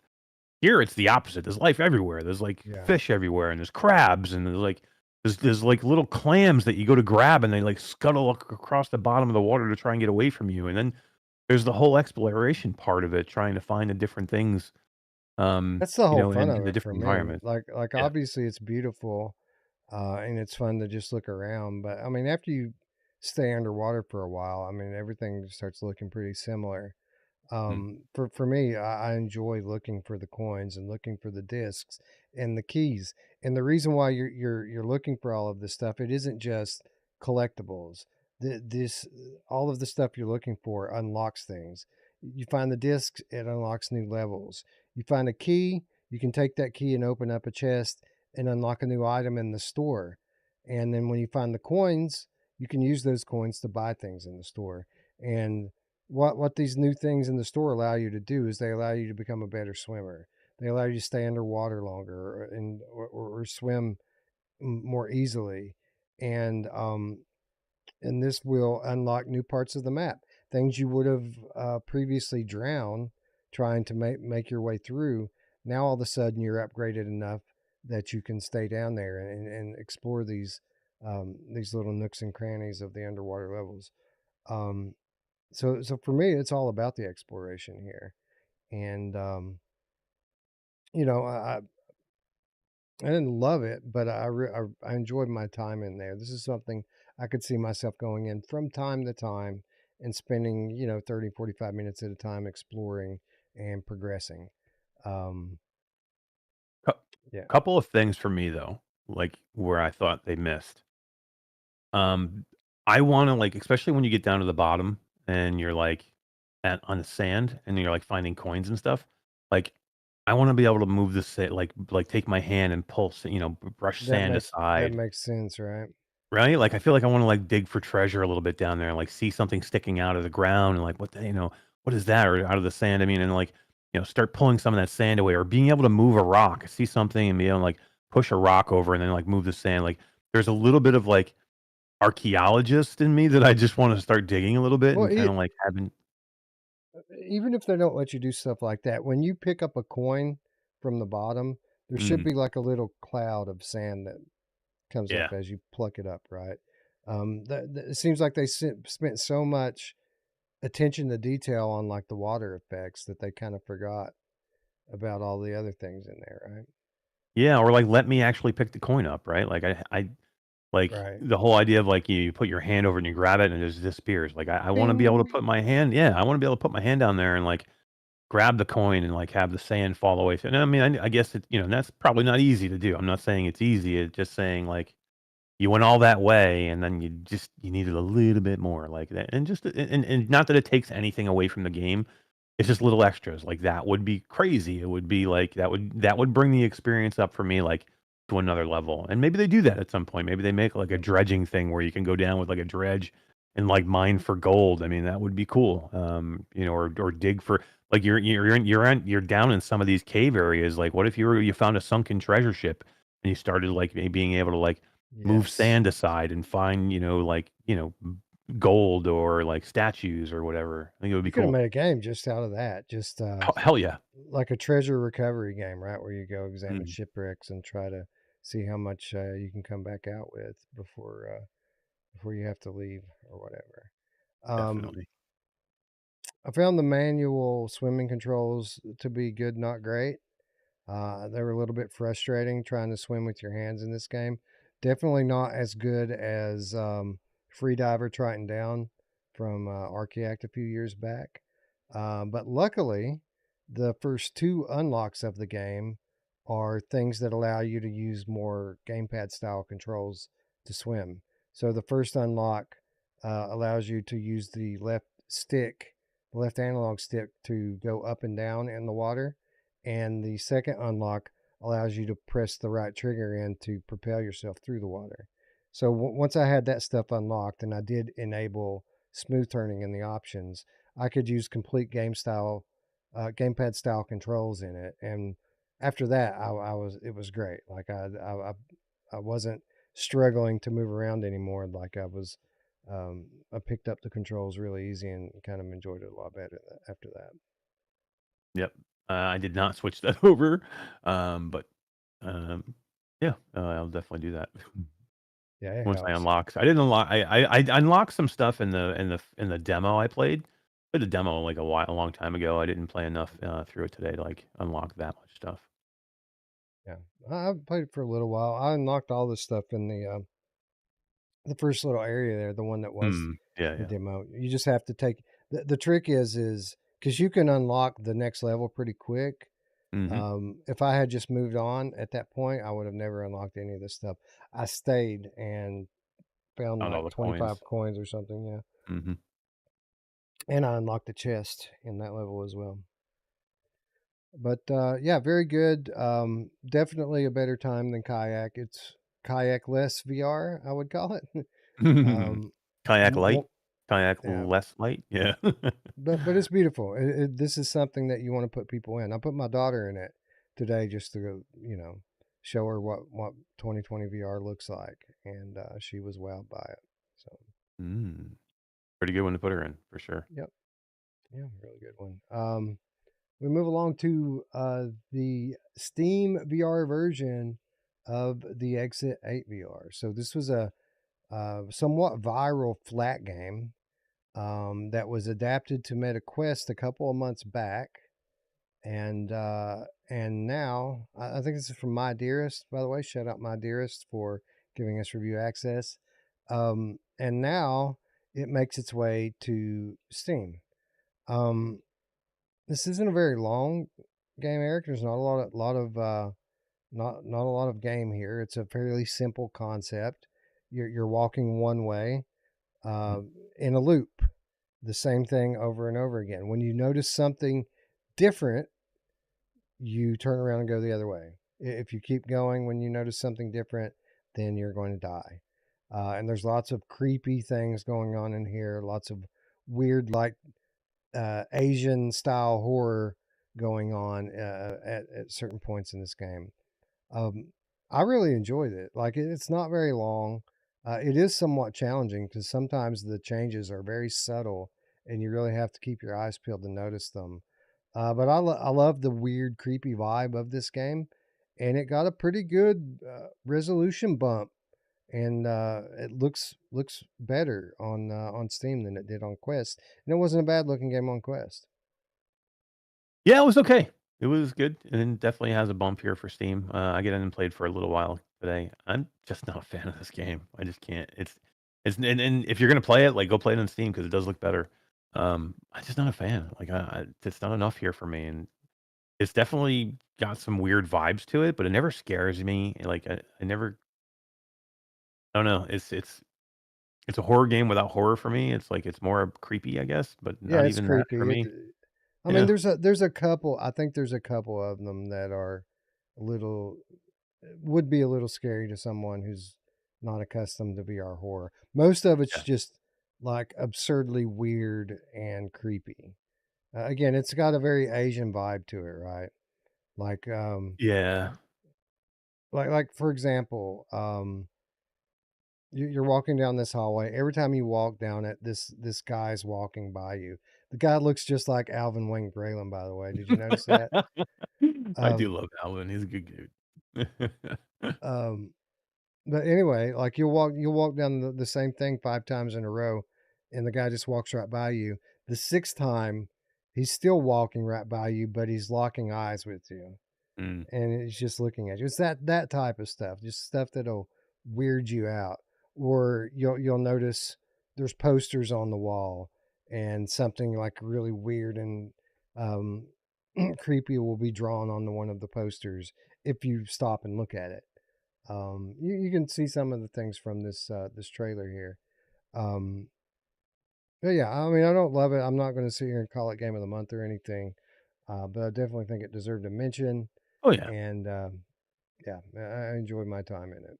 I mean, I can Definitely. see why people like it. Like I just like see. I wasn't a fan of pools either. Right. Like to me, it's there's just Yeah, not enough. it's that same type of liminal space thing that Pools has Mm, going on yeah. almost. A lot of people are excited for that. I just can't. I can't be excited for it. I want to be Hmm. excited for it, but it just looks like like a series of empty rooms with water in them. Hmm. Definitely. That's coming to VR too, by the way, officially, and people are looking forward to I don't get it, but okay. it. I'll play it. I'll try it. You know, Sure. I mean, I I like. guess if you're gonna play it, that would probably be the only way I would play it. I couldn't even imagine me playing that yawn fest flat. Yeah. Mm. Anyways, no, I'll try. I like things that are different. That's one of the things I like about the Exit 8 is that it's very different to anything else in VR right now. Plus, it's what like $6 for this thing, $8. It's not Yeah, very yeah, much money for it. It's a short thing, but it doesn't cost very much money and very unique. definitely. And then we're going to move to the only game on the entire game of the month list that I did not play and have never ever played, which I'm a little upset about because I remember that when they announced this game at first, I was fairly excited for Mannequin. I thought it had a cool, unique gameplay mechanic, It had a unique aesthetic to it. I thought it looked really cool. I don't know what happened with me in this game, Eric, but over the course of its early access period, I think I just saw and heard so much of it. Like it was all over everywhere, and they were letting people into the game for free to play it, and there was all this content. And I just, by the time it came out, I was already sick of it, and I haven't even played it yet. Hmm. So I never got in there. I didn't want to dare ask for a review key because I didn't know that I would actually get in the game and play it after I had it. So this is really the only one on the list that this may even be the PCVR game of the month, but I won't know it because I didn't play it. Have you ever played this game?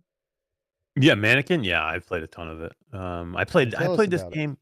I played this game a year and a half ago at Gamescom in 2020 freaking three.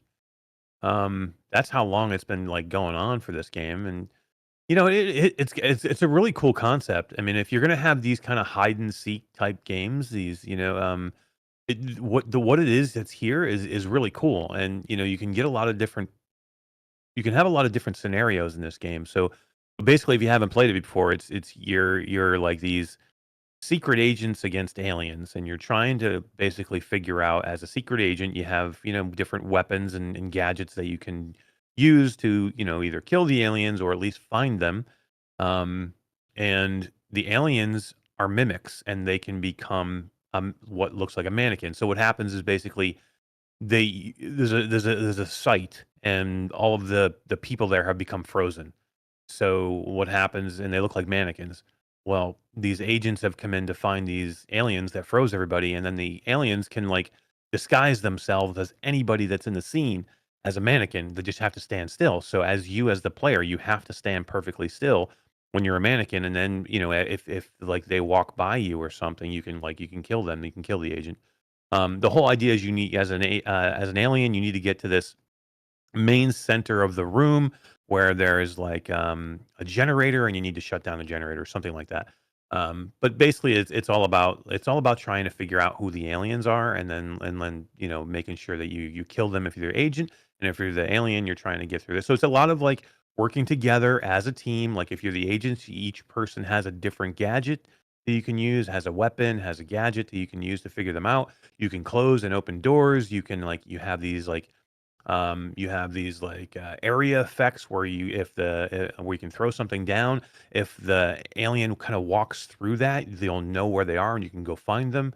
And again, where they're trying to get to. Like that they're trying to get to this main central room, but there's many ways to get there, and you don't know. And again, if they see you coming, all they have to do is stand still, and they're going to mimic something else in that environment. So you're always looking for something that doesn't that looks out of place or looks different. The concept is definitely here. But again, for me, like it's cool to do like one or two times, but I never find myself going back to it now for some reason. Yeah, see, I think that's the problem with it, right? Like, I'm not a big fan of multiplayer games to begin with. Now, this certainly seems like something I'd rather play than a game like Among Us, which is another similar type of game, even though it's not a shooter. It's that same type of social deduction multiplayer game. This is a very unique take on it, and I think that there's definitely a coolness level to this. But much like Among Us and other games of the like, I think I would play this 5 times, and then that would be it. I would be done with it and not really want to go back to it anymore. Um, but it's hard for me to say that because I've never played it, and I've just seen tons of footage of it. It looks has a cool look to it. I just don't think it's my type of game. But I Not did put mine it on either. here because I know people like it. I did put it on here, and I thought I would give it its shot because, to be honest, Eric, I'm not sure what the PCVR game of the month is, and I can definitely be swayed this month. So I'm going to start a poll here just to see what way the wind's blowing, and then after we kind of get an idea about that, um, we'll we'll see where your head's at here because I really don't know which way to go with it. Like, I can think of pluses. I mean, it's really it's down to three. I don't think Exit 8 is in the Mm-mm, discussion because definitely not for me. it's not enough. There's not enough game there to call that game of the month. Chernobyl Again. I probably had more fun in Chernobyl Again than any of the other ones. Obviously, Subside is the highest quality in terms of production of the three, and I'd say as far as how many people are playing, there's probably more people playing Mannequin than either of those other two games put together. Um, so yeah, this is a very interesting question, and I'm interested to see what people have to say about it. It's definitely a tough one. Like I mean, I don't have. I can tell you, I'm not on the Mannequin bandwagon. And again, I just told you a whole bunch about it, and I've played it a ton. But I'm not on that. To me, it's between Chernobyl Again and Mannequin or Subside. Shades of Grey Matter asks, "Are we doing a mod of the month?" No, we don't do mod of the month, and I think. Well, as much as we like to recognize the modders out there, because they're huge, right? They're single-handedly responsible for the resurgence of PCVR over the course of the last year and a half. Um, it's absolutely great what's going on with modding, but it's a difficult thing to do because modding this year is not what modding was last year. This year, we have the mod. It's one mod. It's a universal mod that covers over 1,000 games, right? The Unreal Engine Universal VR Injector. Um, that's the mod. The games are just the games. They're all using the same mod. So how do you pick like a mod of the month when basically all we're doing is picking what games we want to play? It's not like this month the Visage mod came out, so we're doing Visage and you know Silent Hill. I mean, Silent Hill would be a good one because it just came out. But so I guess we could do like Unreal Engine game of the month if we wanted to. But the mod of the year is pretty clear what it's going to be the Unreal Engine VR mod. As far as like the individual games, it's hard to put a year on them. One because we can't play them all. First of all, like there's no way we'd ever get it done. Um, And second of all, it's not like it was last year when the Deep Rock mod comes out or the Half-Life Alex or the Half-Life 2 mod comes out. Like we had different modders doing different mods for different games. Now there's just one mod and all the games are available from day one, right? So I don't know. I don't know how to adjust to that. I just don't know what to do. Plucky Squire, that's a good one, Shades of Grey. Another new one that Yeah. I had fun playing. You played it? You played Plucky Squire Yeah, it's in in our VR? it's our library. I covered it. Covered it on this show. I missed it. I need to go play it. Yeah, I Heard it think was good. I may have even streamed that one if now that I think about it. Yeah, Nice. you got to play for a little while. Like it stays 2D for a long time. It's still cool when it's 2D because you're playing 2D in a book that's laying on a desk, and you're in a room, so you can like look around the room while you're playing the game that's on the book.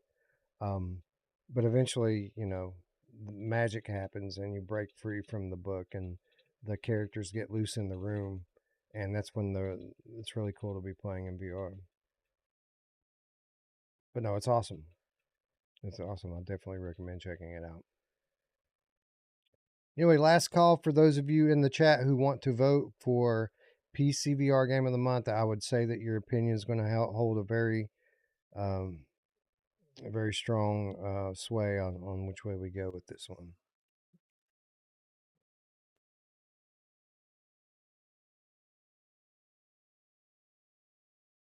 Shades of Grey Matter says I did stream it. I had some technical issues. Yeah, toward the end of the stream when it did become like more of a 3D game, I had some performance stuff happen toward the end. It ran pretty good, with the exception of a few little periods. But I think a lot of that had to do with the fact that I was streaming. I think if hadn't been streaming at that time, then it would have probably ran just fine. All right. I'm going to call. People are still voting though. All right. Well, wait just another moment here. I like it. It's close. It's super. I don't. I'm still thinking. Yeah. I'll give it about another 30 seconds here, and then we're gonna call it. Probably Because by I the literally, time. I literally have my choice, and then I'm like, oh, but think I had more fun in this one. And then I go back, I'm like, did I though, or did I? I don't know. Yeah. Yeah. That's kind of where I'm at too. Like, obviously, I didn't play Mannequin, so that's not going to be mine. So it's down to 2 for me. But I left myself open that if the people thought Mannequin was the thing and they told me, hey, it's Mannequin, then I would have said, fine, then it's Mannequin. But obviously, that's not happening here. All right, that's the end of the poll. The chat, 50% of the chat says Chernobyl Again was the PCVR game of the month, and that is definitely the one I had the most fun in. Isn't on the same level remotely in terms of production as Subside, but at the end of the day, Subside is, like you said, it is a tech demo. It's not something like I could sit down and probably play Chernobyl Again for 2 or 3 hours. I'm not going to do that in Subside. I'll play that for an hour at the most, and then I'll be done with it for quite some time. So, what do you think, Eric? What are your thoughts on this? Man, I don't know. I was gonna say Subside, because it looks so freaking good, but then I wanted to go back and say Chernobyl again because I think it's a really good game and I enjoyed playing it a lot. But Subside looks so good, Wes. Like I don't know if I can not vote for it. Like I think it's a marvel. It's like one of the best looking games, and like the physics are Oh good, and yeah. like Mm-hmm. I think there's enough there, and we didn't even see exactly everything that we could have saw in there. Like I think it That's a gets good point really too. really freaking cool as it goes. Uh, I'm gonna have to vote for Subside. Like I think it's close for me, but I'm gonna go for Subside just because I think it's a marvel at what it is and what it looks like, and it's better than Kayak. Yeah, it is on a different level in terms of production, which is weird because it's the one that has one developer. Like a dude made that. Mm-hmm. While Chernobyl Again was made by not a big team, but there's more than one person on that team, you Yep. know. Yeah, I'm kind of torn here because I kind of agree with what you're saying. Like, it kind of feels ridiculous to put a somewhat janky indie game as the game of the month over something that really it doesn't have AAA scope, but it has AAA quality, right? Like it's that level of production. Um, for Zombie, does Subside have a place when Subnautica is a thing? Yeah, I don't know. Subnautica, I haven't really played, but it looks cartoony to me from watching footage of it. It doesn't. It doesn't look like hyper realistic like Subside does. Now, obviously, Subnautica is going to be a way better game. It has a story and things to do, Mm-hmm. and you know, um, honorable mention. I think that might be what we need to do here. Is pick a Could winner be. and Yeah. do a runner up. And that way they both get nominated. I don't think either one of them will be the game of the year, but it is PCVR, so maybe. Um, yeah. So I guess the question is which one's which? Who gets to pick? Mm-hmm. Because I'm kind of undecided with it. I don't know what to do, and I know. Ooh, yeah. I mean, it's pretty overwhelmingly you know everybody's voting for Chernobyl again at 50%. I'm at Subside. I think you're gonna have to be the deciding factor, Wes. So here's the thing, like definitely Chernobyl Again's a funner game, and if I go back to either one, that'll be the one I go back to. Neither one of these games is going to be game of the year, which is the whole point here for doing this is nominating for game of the year. With that said, I could only see one of these games winning a secondary prize, like one, not maybe not game of the year, but one of the category prizes, right? Um, and that would be Subside. Subside Mm. will probably win like an award for graphics or immersion or one of those secondary awards. So again, it's just such a weird situation. Mm-hmm. What would be the current PCVR game of the year for front runners? Legendary Tales, Madison. Yeah, those are two good ones. I don't want to spend a bunch of time trying to think about that question, but we're going to be thinking about that soon enough. All right. Well, I'm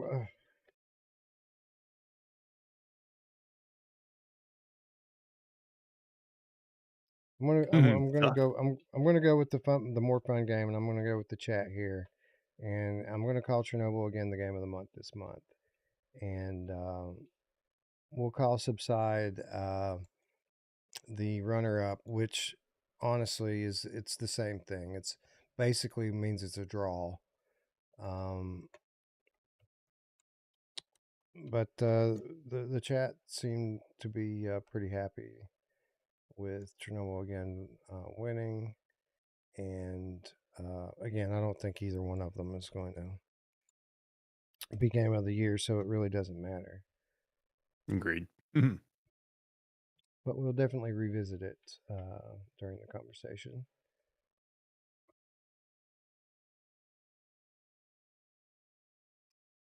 All right, and we move along to the third and final platform. And I just got to say before we get into Quest has been a really good platform this year. Like normally we shit on it for having a bunch of throwaway titles, and it still does have a bunch of throwaway titles on it. But the overall quality of standalone VR games is getting better, and the Quest, while it might not have like the best games, like when you're saying which platform is bringing the best games, like that probably wouldn't be Quest right now. If you're asking me which platform is bringing the highest number of good games, it probably is Quest right now. Like Quest is delivering, 6 and 8 good VR games on most months. No, not this month. This month wasn't, but there was some good ones, and that's what we're going to talk about. But before we talk about the good ones, Eric, let's finally do what's been a long time coming and discuss the topic of the month, which is Hitman 3 Reloaded. This game came out on PlayStation VR 1, and people liked it, but there were a lot of yeah buts. People love it, but you have to use a gamepad. It's a track gamepad, a lot of button press. They didn't use move controllers, but it is still Hitman in VR, so people loved it. And then it came to PC, and people expected that when it came to PC that it would get the full-on VR treatment, and those gamepad style things would be completely removed, and it would be a full-fledged VR game where you have both hands. And while it did have both hands, there was still a lot of gamepad style controls, and there was a lot of criticism of the PC launch. Now, in my opinion, the PCVR version was noticeably better than the PSVR version. It looked better, it played better, you had hands, and while there was still some gamepad stuff in it, you did have your hands in the game and were able to do more. We felt like the PCVR version of this game was unfairly criticized, and we were among the only people that were standing up for it during that period. So, people pretty much universally shit on that PCVR version, and we were it, saying, "Hey, this is fun. Everybody should be playing this. These people are blowing things out of proportion." So then the Quest version comes out, and people universally shit on it for saying a lot of the same things they said about PC, that it doesn't look good and that the gamepad style mechanics kind of suck in it. And we're over here saying, well, we've heard all of this before. Like you all said this same shit about the PC version, and now here you are saying it again. While to me, Um, the idea that a game like Hitman 3 would run on standalone hardware is just blows my mind. Like, how is that even possible? So we waited. We waited. We wanted to give the studio as long as we possibly could to patch the game if there were problems with it. Um, and we waited till game of the month to cover this. And by the way, we're halfway through October before we're even doing the game of the month. So we gave them a good period now. So I went in this, Eric, with my fingers crossed that this was just another repeat of what happened with PC and people were blowing it out of proportion, and that there actually is a great game here and it's not as bad as people say. I don't know that I've seen very many games that look as shitty as this fucking game looks on Quest. And it's not the art. The art style looks good. Like I think if they had a game that performs well, that this art style would work for it. Um, I don't think I've seen heavier aliasing in any game ever. Like the fucking Jaggies are 1.5 feet long on this, and they cut back in 1/2 foot, and like the pop in is just constant and terrible. Like the art style's fine. The performance of this game is dog shit, man. It is so bad. It's one of the ugliest games I've ever seen. When I originally talked about this game, I was like, I'm almost of two minds in this game. I'm like, because the game itself is almost all the way there. Like everything that Yeah. you can do is there. Like it is Hitman, and you're gonna be able to. You're gonna feel like Hitman, but it looks so bad that like you almost don't even want to play it. But I'm like, but if you get past that, the game is there, and like everything you want to do is there. Like the cool stuff you can do is there. Can you get back past the graphics? And I found myself doing the same thing I did with Grid Legends. Grid Legends is a good game. It's a good racing game. Like the racing is there. Grid's a great series, by the way, but a great franchise. And it's on Quest, it's actually the racing game. The racing part of it, I enjoy it. But the game looks so dog shit ugly. I'm like, this is garbage. Like it makes you mad because you're like, what? They just didn't care. It's like, Like how that's is it this bad? Like I'm constantly thinking, how is it possibly this bad? Like, who said let's launch this? Like, hmm I can't get my brain around launching something like this. Um, and I hate the shit on studios because I know they work hard and everyone puts a lot of time into it, and I'm sure there's reasons, right? I'm sure there's external pressure that went on them that kind of led them to have to launch it when they did. Um, but man, I mean, there are graphical flaws and artifacts in this game that are literally the worst I've ever seen in a VR game. Like hmm literally the worst. And I can't understand it. I don't get it. It don't compute. And in terms of gameplay, Eric, it plays fine. A lot of the hmm things that people were complaining about in those early reviews, I didn't have any of that. Like my choke wire choked people. It didn't go through their head. When I punched people, they fell down. The throwing mechanic was a little weird. I'll say that. hmm Like the automatic lock on thing didn't quite work the way that you thought it would work. But in terms of like how the game plays, it plays like a Hitman VR game. Like it plays fine. The art's fine. Um, People were worried about the number of people. Like, would it be noticeably smaller crowds? And not really. I feel like there was plenty enough people in the spaces. Now there was a little bit of difference where like if you're on another platform playing Hitman and you walk into a crowd of people, they're all having conversations and stuff with one another. That was not the case here. Like you would find one here and one there, but it wasn't like every group of people were having internal conversations. Um, for me, it was just that the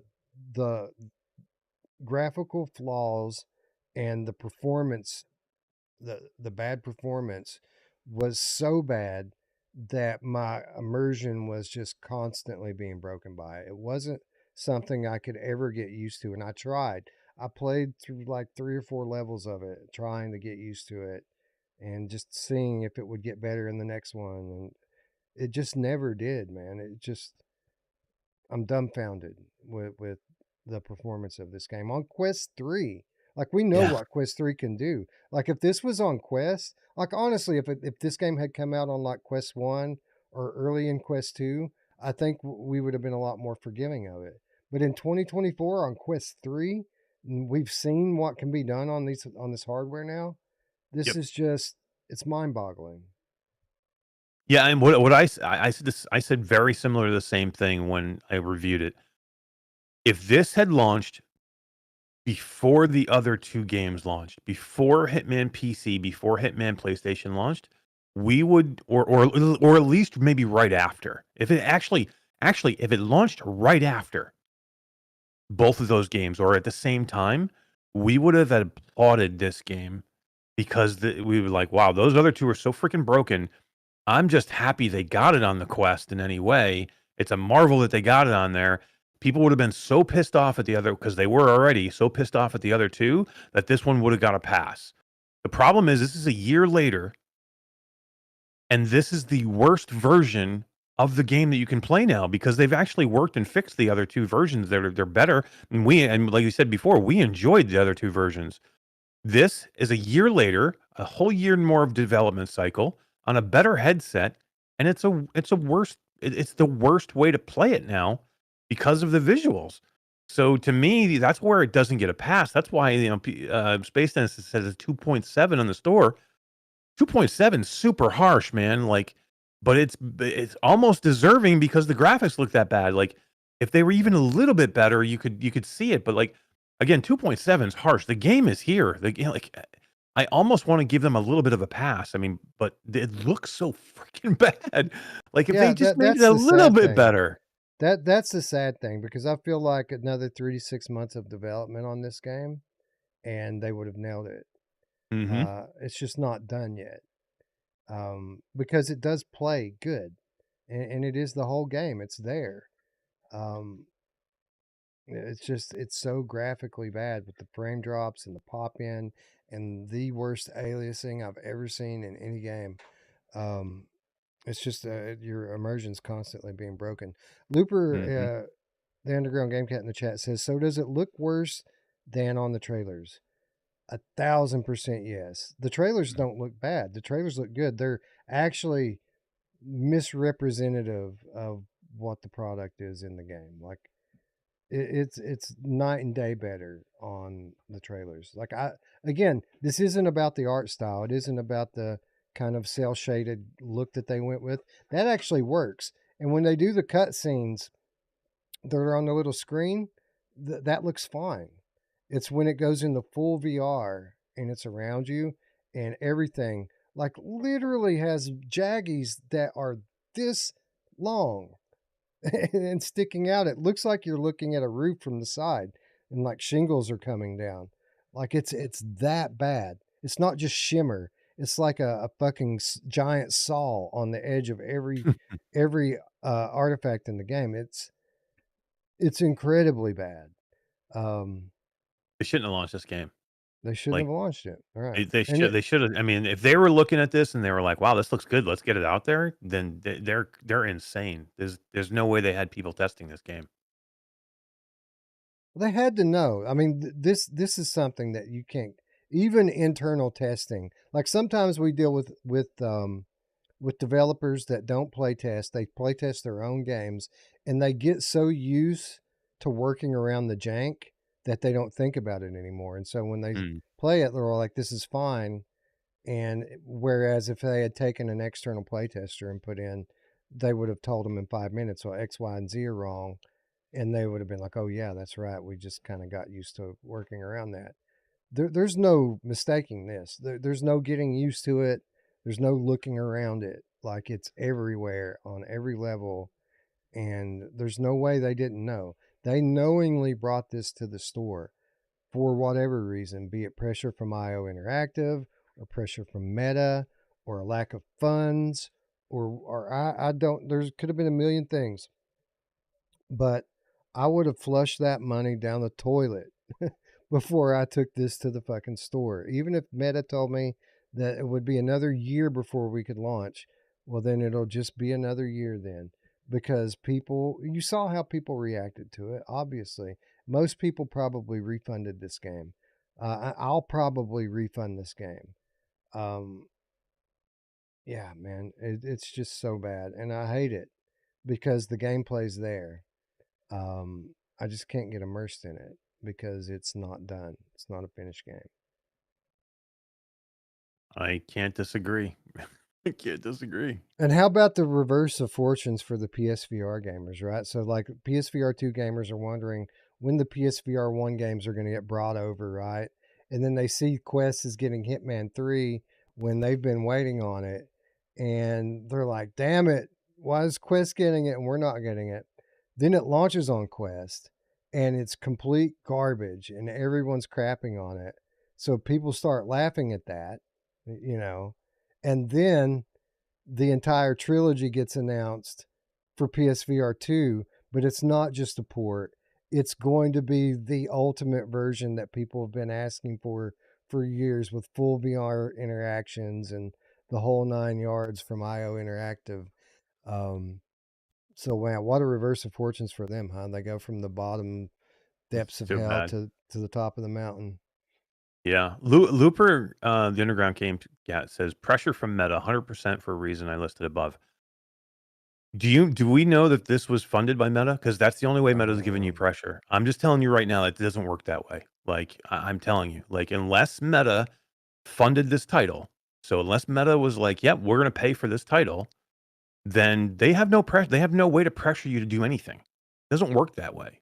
How did this Um, get through Meta, like, QA checks? Well, I mean, it can get through QA because they don't give a shit what a game looks like. So Meta doesn't.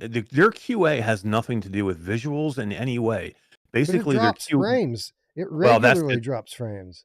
right, and that's the other thing. And what happens is you can actually hide things in QA to like get through the pass. And then when you launch it, the game will get worse than what it was through QA. So there's ways to hide things, or they don't test them fully to get them through QA.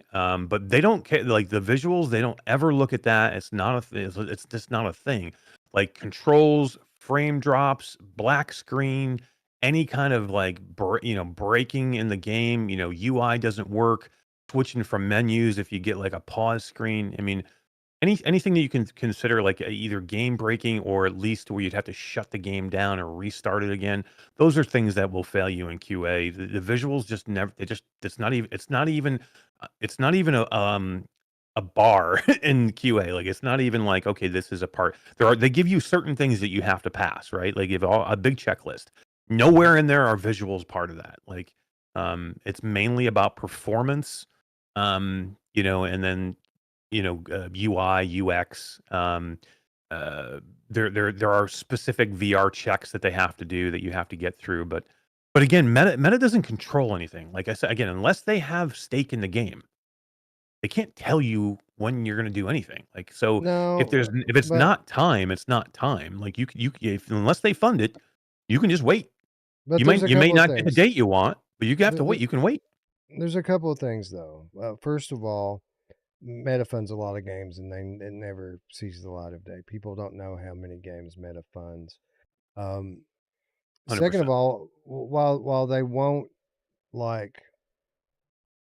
push you to launch on a day, like force you to. What they will do is they say, hey, if you don't launch on this day, we're going to push you back. Like our schedule's full and we'll have to get you through another certification and get you on way down the calendar here. And it may be a case where like IO needed to launch by a certain day and then Meta wouldn't let them push it a month or whatever. And you know what I mean? There's a lot of this bullshit red tape that happens behind the scenes too. But this isn't a game that needed another month. This is a game that needed another 3 to 6 months. So like it wasn't even close. That's the reason why I'm so Yeah. dumbfounded by it. No, and you know what? Those things suck, right? When you have to drop dates, but I mean, that's not Meta's fault either, right? Like, they have lots of games that are slotted in spots. So, like, what do? You're gonna bump somebody else because the Hitman team couldn't get Yeah, their game ready in time? That's not fair. yeah, So, but you know what? It happens. Like, you know what? Okay, we can't launch exactly when we want to launch. What's the alternative? You launch a shitty game that gets a 2.7 in the store.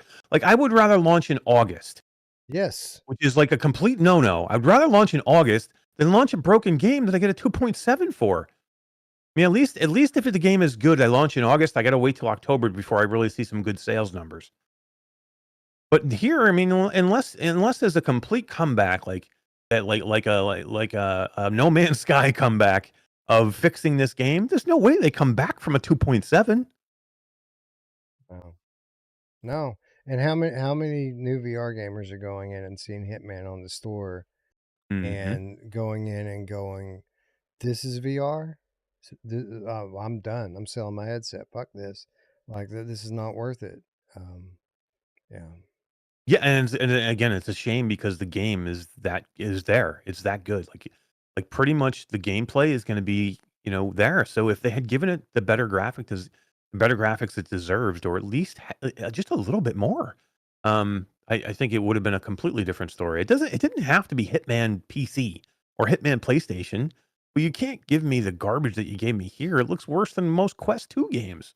yeah. It looks way worse than most Quest 2 games. It's unbelievable.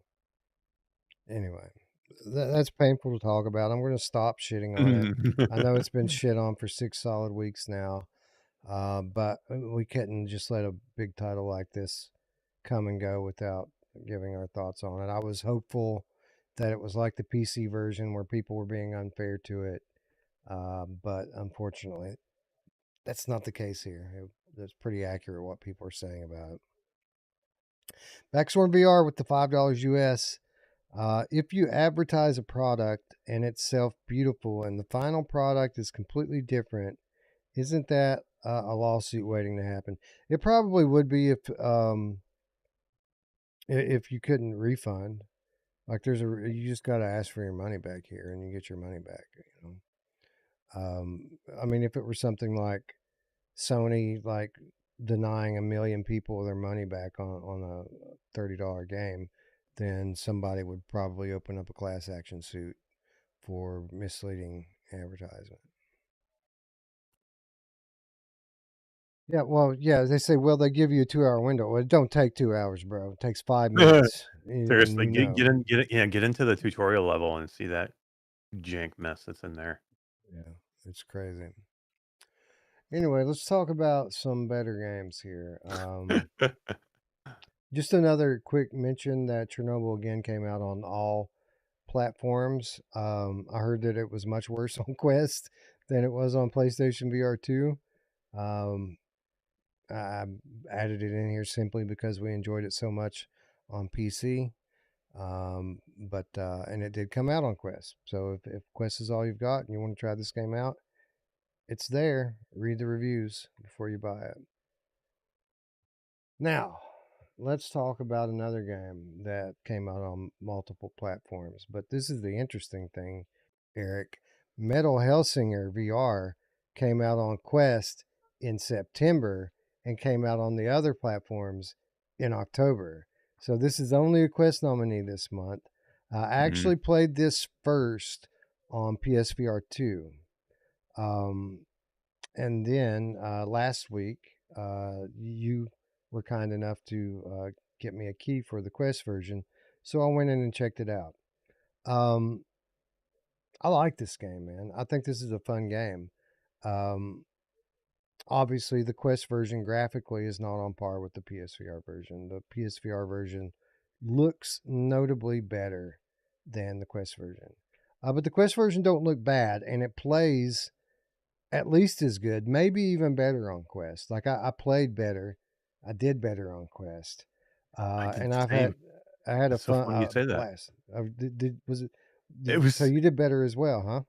so I haven't played the PlayStation version yet. I've played only the Steam version, and I played it quite a bit, because I had early access to it. I enjoyed the Quest version way better than I did the Steam version. It looks better on Steam, but I had the same thing. Like I don't know why it is, but I'm better. Like I'm better, and like it's easier. I don't know what it is. I can't even tell you what it is. I have no idea. But it flowed better for me, and I don't know. Maybe I just got better at it all of a sudden. But Yeah, that's what I'm I thinking. had more fun with it. Maybe I just got good, but yeah, that's me. No, I had fun in both. Like I think the fun factor was pretty even in both. Um, if I go back, I'll probably go back to the PlayStation version. Obviously, I like the haptics way better with the headset haptics and Mm. the controllers the way that they are, and it is a notably better looking version on the PSVR too. Um, but it ain't bad on Quest, man. Like this ain't Hitman where like or Chernobyl again where like try it out at your own risk. This is a solid game on Quest, and yeah, I'm not a big rhythm game guy, but this one has my type of music in it. And it's like a Doom game, man. I mean, this is like Doom to the rhythm, right? And Mhm. and it's super fast paced. It's fun. It's got good enemy variety. The weapons are awesome. The way they tell the story is super cool. I mean, there's not a whole lot that I don't like about this game. I guess maybe it's a little bit short in terms of overall content. The levels aren't that long, and it doesn't take that long to play through all of them.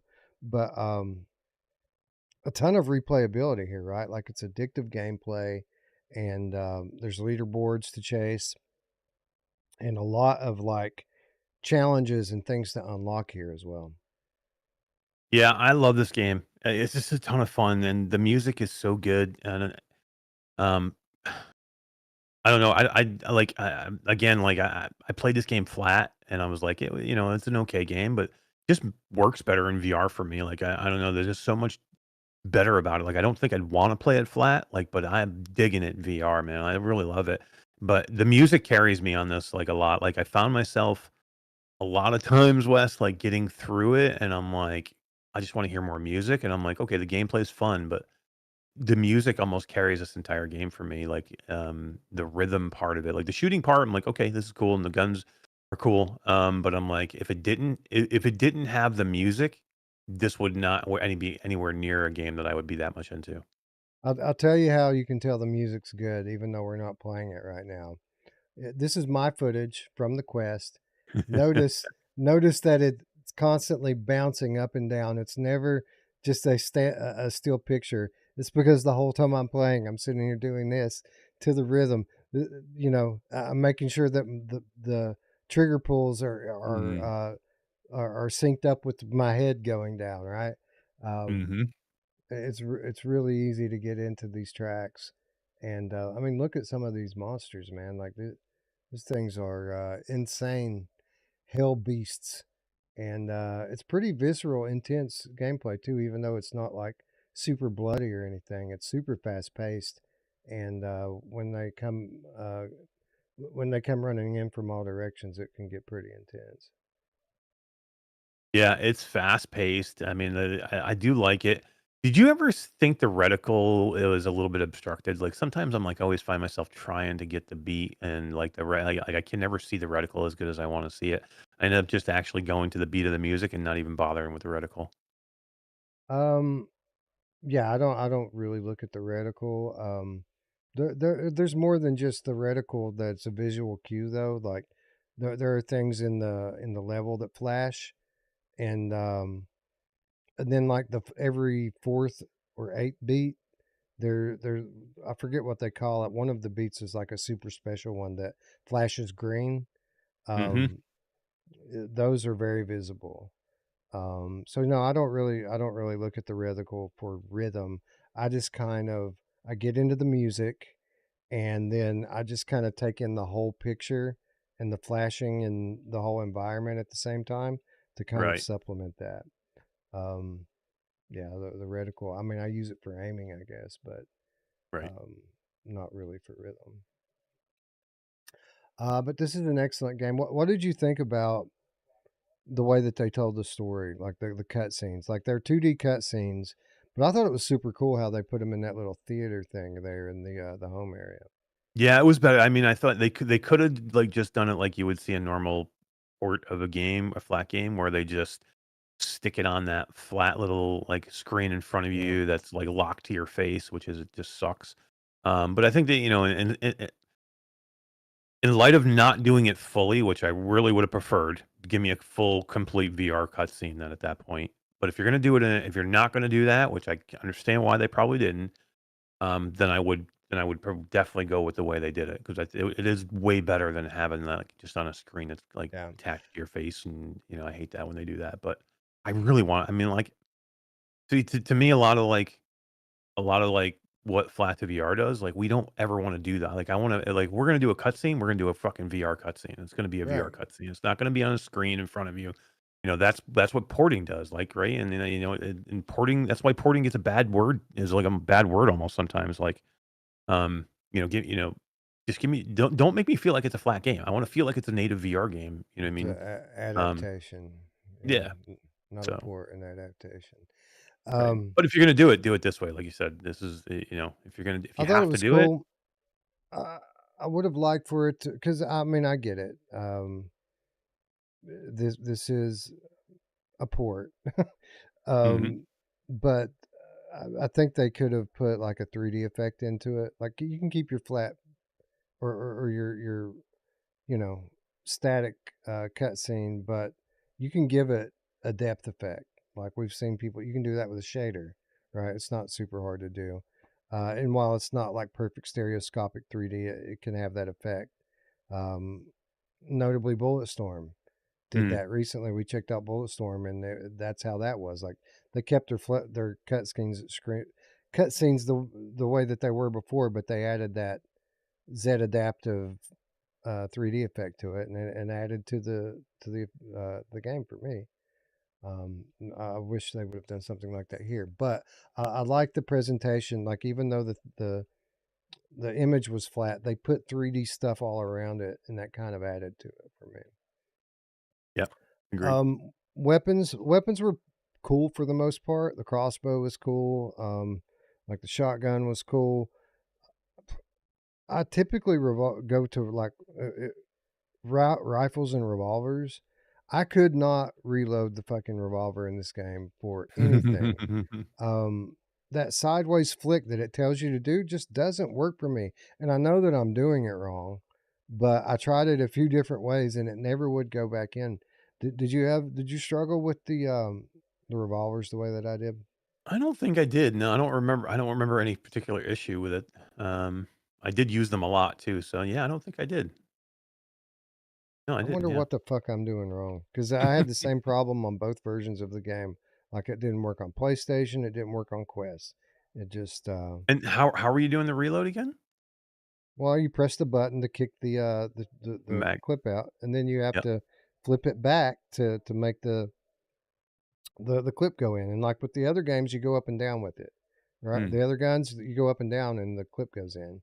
With the revolvers, they want you to flip it to the side, and it just doesn't do it for me. I flip it to the side, it does nothing. Hmm. So I don't know what Yeah, the deal weird. is. Yeah, I didn't have any issues even with like the shotguns. I never had any issues, or um, Yeah, I would miss a reload on the shotgun every now and then, and where it felt like it closed and then opened back up, didn't latch or whatever. hmm But I got used to it. It's kind of the same thing where I was talking about developers kind of working around jank and getting used to it. That's kind of the way I was with the shotguns. Like I got used to doing it a certain way, so that didn't happen as often. Um, so that was my go-to most of the time was the shotgun. Although that crossbow with the area of effect um, shot was pretty awesome, and that's something we didn't really talk about is the special abilities of the weapons are super cool too because every weapon has an alt mode, right? Like so you shoot normal fire, um, you shoot on beat, which we thought might be optional, and I guess technically it is, but it's not. The way this game works is you have to work up your multiplier to score more points, but the points aren't just points. The points are also damage. So if you're not firing on beat, you're not doing much damage, and if you're not getting your multiplier up, you're not. It's going to take you a lot longer to kill the enemies. So you have to go on beat. Um, and shit, I was going to come back around to something. I forgot where I started at. All right, well, never mind then. That Just happens, Wes. It gone, happens. just gone, just gone. Oh, I was talking about the alt mode. So okay, so Oh yeah. after you get your multiplier up and you kill a bunch of enemies, you have this meter that fills up, and then when your meter gets full, then you have one shot with your alt mode, and each weapon has its own different, like, devastating alt mode shot. And I don't think it mattered which weapon that you have in your hand. When you unleash that alt mode shot, it's pretty spectacular every time. Hmm. Yeah, it's pretty badass. Um, yeah, I mean, I love some of the effects of like those those power ups. I mean, they look amazing, and then they just devastate like everything Yeah. that's on the screen. So I mean, it's super satisfying when you get it, and you finally get it. And if you hold it and use it for the right spot, you can decimate a ton of enemies at one time because you're going to get surrounded here at points. So Yeah. yeah. Yeah, like any type of leaderboard chaser where you're trying to get your combo up. There's a bit of strategy that goes into it, right? So you're holding your special shot for the right situation, so you can take out a bunch of enemies at once. There are power ups scattered around the level that help keep your multiplier up. Picking the right moment to use those can help you get higher scores. And there are even techniques that you can use in game to keep your multiplier up when there's no enemies around to shoot at all.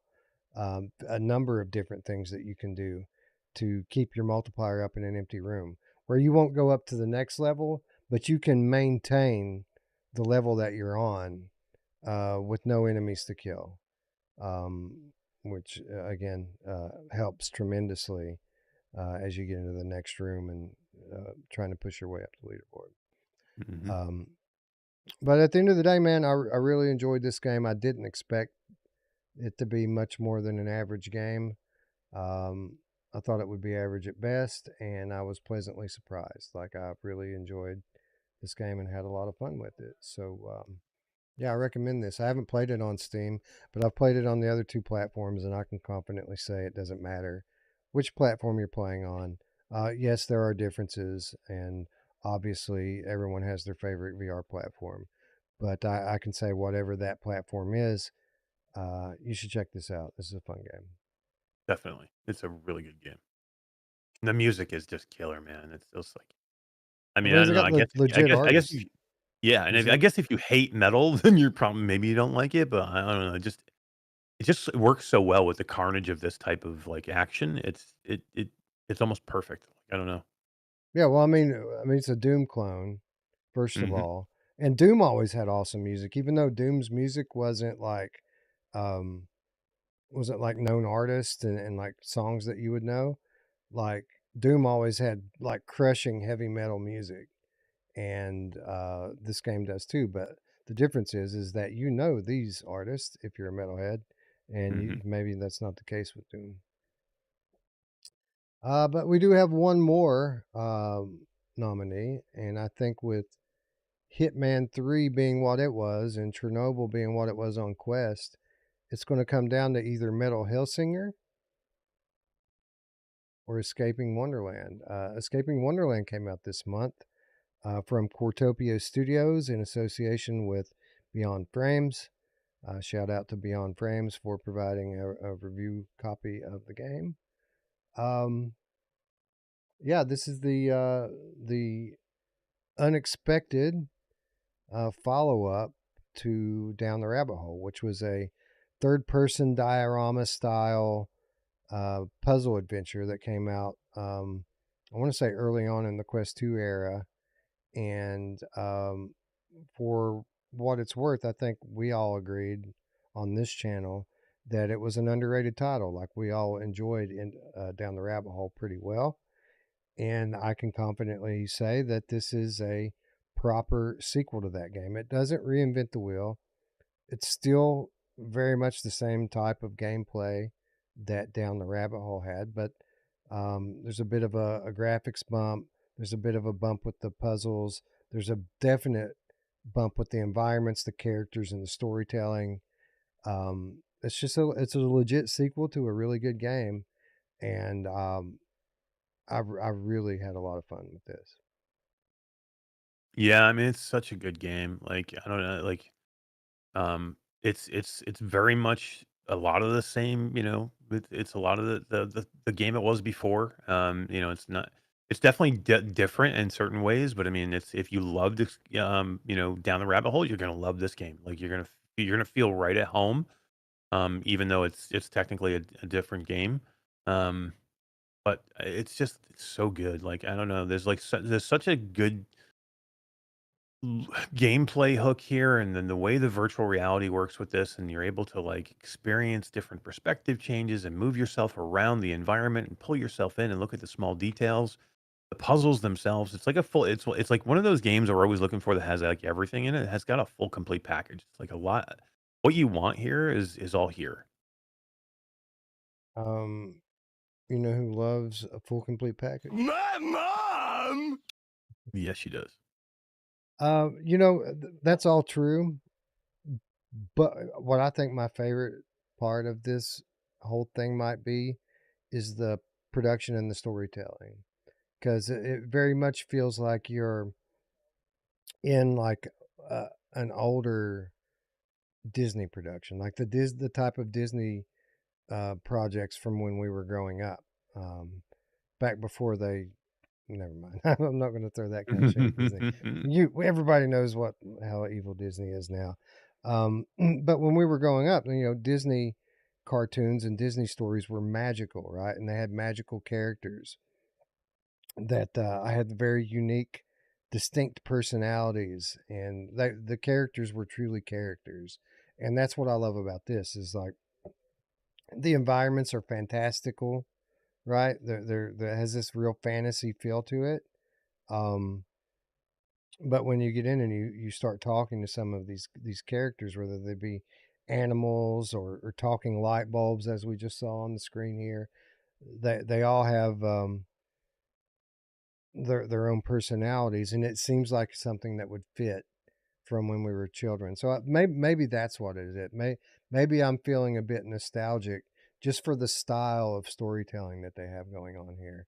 But I think as good as the like gameplay was, like I just loved exploring these different levels and interacting with the characters and as the story unfolds. I think that's probably my favorite part of it.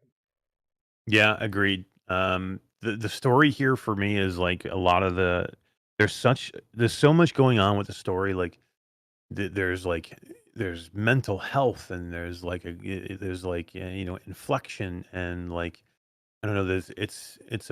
It's about a learning experience of emotions and things like that. So there's deeper things here than just the basics that you would see of a game. There's a lot going on with this game it's just interesting to me that they put it in here. They put it in here, but in a whimsical way that doesn't depress you in any way. It's still pretty Right. cool and interesting, but there's a lot to unpack here if you choose to do it that way. And then the branching, kind of dialogue that they have is super cool. The puzzles are great. The characters are cool. The voice acting is phenomenal. And again, the visuals are amazing. And there's so many things I love about this game. Again, it's a complete package for me. It's like everything I loved about, Down the Rabbit Hole, and then it's just extended and changed and added to a little bit. So Yeah, you're right. There are underlying themes here to each chapter, and again, kind of just going back to the way things were when we were children. We a lot of these cartoons and things were based on older fairy tales, and the thing about these old fairy tales, they would always at the end have what they would call the moral of the story, and that very much is at play here. Like each chapter kind of tells its own little story with the inhabitants in each level, and by the time you get to the end of it, there's a lesson to be learned. There's a moral to the story, and some of the themes are pretty serious themes, right? But it's a teaching experience. It's never meant to just kind of point out the plight of anyone, but more of a kind of giving the player um, advice, not directly, but indirectly giving you life advice on how you should maybe conduct yourself in certain situations as they arrive in life, or how to maybe empathize with certain people that are dealing with this affliction or that affliction.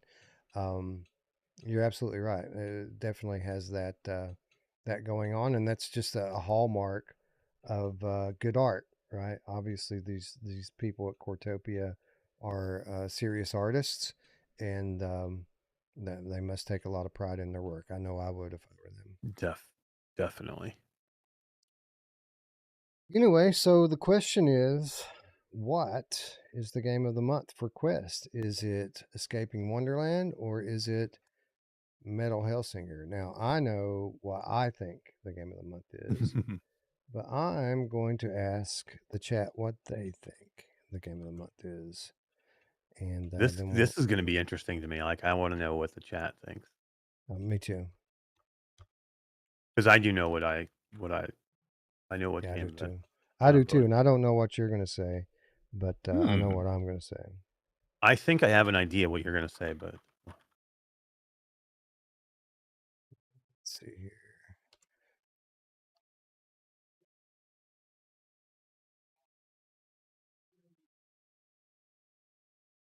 Boom. All right, ladies and gents, let us know what you think. And wow, Looper voted for Escaping Wonderland. interesting. And Looper's one of those long-haired hippie types too. I think he'd Yeah. vote for the metal game, right? Yeah. Lozic says I haven't played either, but I don't think I want to get Metal Hellsinger. Okay, What? it's pretty good, man. Um, not just putting it over for nothing here. It's pretty fun. I mean, it's not great, but it's very good. It's above average for sure. I mean, I guess again, if you're like, I hate metal music, then you're not going to like this game, I guess. But I mean, you would have to be like, I hate it, I can't handle it. Because to me, it's like the action with the metal music together, like forging like this freaking carnage of rhythm and rock and roll. I mean, it's so good. You know what's so good? It's the stuff that's already came out in October. We've Hmm. already had PlayStation VR already had Metal Hellsinger and Max Mustard come out the same week. Yeah. Max Mustard, by the way, is out on Steam now as well, I think. Um, what else? Into Black, Arizona Sunshine Remake just came out last week. Um, we're kind of on a roll right now. And I'm going to have to play that Vestiges Fallen Tribes too, because I told them to send me a key when they asked me if I wanted one. Yeah.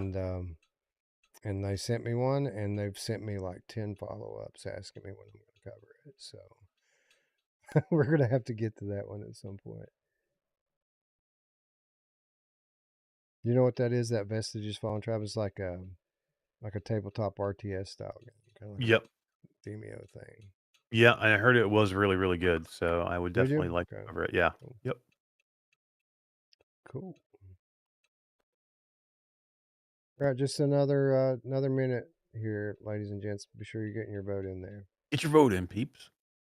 62 people watching. There should be Good night, 62 votes. Chinatown D. Going to bed. It is time for sleep almost. I'm going to Cincinnati in the morning, Eric, or in the Yeah, I afternoon, heard I you're guess. traveling. That sounds fun. Yeah, yeah. My foot finally is lost its swelling enough that Doing better? I can put shoes on again. Oh, So I'm damn. gonna now I'm gonna go walk across the park and fuck it all up for another month. But hey, I mean the kids want to go. We hadn't been since. Yeah, you're going to Kings Island, right? Is that what you're doing? Yeah, we used to Nice. go every other year. We would get season passes, but then the pandemic came in, and you couldn't do stuff like that anymore. And we hadn't been back since then. And we just bought passes for next season. And the thing is when you buy passes for the next season, after like July or something, they let you have the rest of this season too. So uh, yeah, Nice. it's like $100 a head, and you go for a year and a half, all you want. So we're gonna go back. Do it. Hell yeah. Use it up. They're having a Halloween haunt right now too, which is fucking awesome. Where they have a bunch of indoor attractions that are like haunted house style things with live actors and stuff in them, and some of them are pretty crazy. So we're looking forward to going and checking that out. Yeah, that's pretty cool. All right, ladies and gents, I'm going to call it here. Looks like 2/3 of those who voted think that Escaping Wonderland deserves to be the winner. The question is, Eric, do you agree with them or disagree? I disagree. I love. I just gave you 100 glowing reasons why Escaping Wonderland is an amazing experience that everybody should go do, and I absolutely love it. Metal Hellsinger is better. It's a better game. I don't know. It's so freaking good, man. I just enjoy it a lot. It's my kind of game, though. Like, so if you're not an action game, if you're not an action person who doesn't like shooting, and I guess if you hate metal music, I guess go vote for the other. But I mean, if you like anything that has to do with any of those topics, it is one of the best rhythm shooting games you'll ever play. Well, I, for one, love shooting games. Metal is my genre. Um, I love Doom. Um, so, with all of that said, I have to agree with the chat here. Like, Wow, I'm such of a fan of Escaping Wonderland. It might be my favorite native VR game that I played this month. I'm Um, shocked. yeah, I think the only thing I played this month that was better that came out this month, I should say, was maybe Into the Radius. I mean, I love Into the Mm, Radius. It's all time great game. But as far as like the new releases, I think Escaping Wonderland was my favorite thing I played this month. And I like Metal Hellsinger a lot, but I really like Escaping Wonder as much as I like. What was the other one we did recently? Was it Witch Blood or something like that? Witchblood was great. Yeah, the side Yeah, scroller. Yeah, that was great. I like this better than that, and I enjoyed that a lot. Yeah, I like this better than that.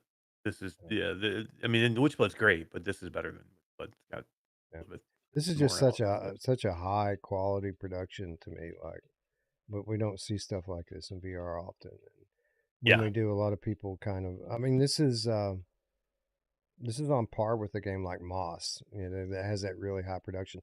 Which, by the sure. way, shout out Moss, the original Moss, which on Quest just got its first update in like 4 or 5, maybe 6 years. They just did a big graphical update for Quest 3 on both of the Moss titles, but they did a lot to the original Moss. So shout out to Polyarc Studios and those of you out there who have Quest 3s that haven't got in and checked out Moss yet, now might be the time for you. So yeah, I think the chat and I are in agreement here with Escaping Wonderland. It was pretty overwhelming. The question is, do we make Metal Hellsinger a runner-up Mhm. and keep it in the conversation? Do you think this is a Game of the Year contender, Eric? Metal Hellsinger? Mm, possibly. On Quest, yeah, on Quest Yeah, on Quest, I would say it's possible. Yeah. until I don't know, Batman comes out. there's a lot of freaking game. I mean, It's I was a, gonna say you could say every game, like, is a contender. I mean, like, Metro when Metro launches and Batman and Behemoth, I mean, it's game over, guys. Sorry. Like, I'm telling you, I already know. I'll say this: this version of the game is a bit weaker. I think Metal Hellsinger might fare a little bit better next month. Um, of course, with that saying, there's a lot of good things coming out this month, but I think Mhm. on Steam it really holds a real good chance of coming away with it. Um, the Quest version is a little bit less than though in terms of production quality. Um, anyway, so yeah, we'll call it a runner up because it did get a vote. and it is really good. So we'll give I it agree. a Definitely should get token it. win there. So Escaping Wonderland is the winner. Metal Hellsinger runner up. And with that, ladies and gentlemen, we have our September 2024 games of the month. PSVR 2 was Into the Radius, probably the overall best game that came out this month on any platform. Chernobyl Again on PCVR with Subside getting a runner up. That one feels a little weird. I agree with you. It feels a little weird, Subside being underneath on that one. But Mm. again, runner up is pretty much like having a draw. They both get nominated for Game of the Year. They both go on. So that's what we had on Quest too, as well. We had Escaping Wonderland as the winner, but Metal Hellsinger also getting the nomination by being the runner-up.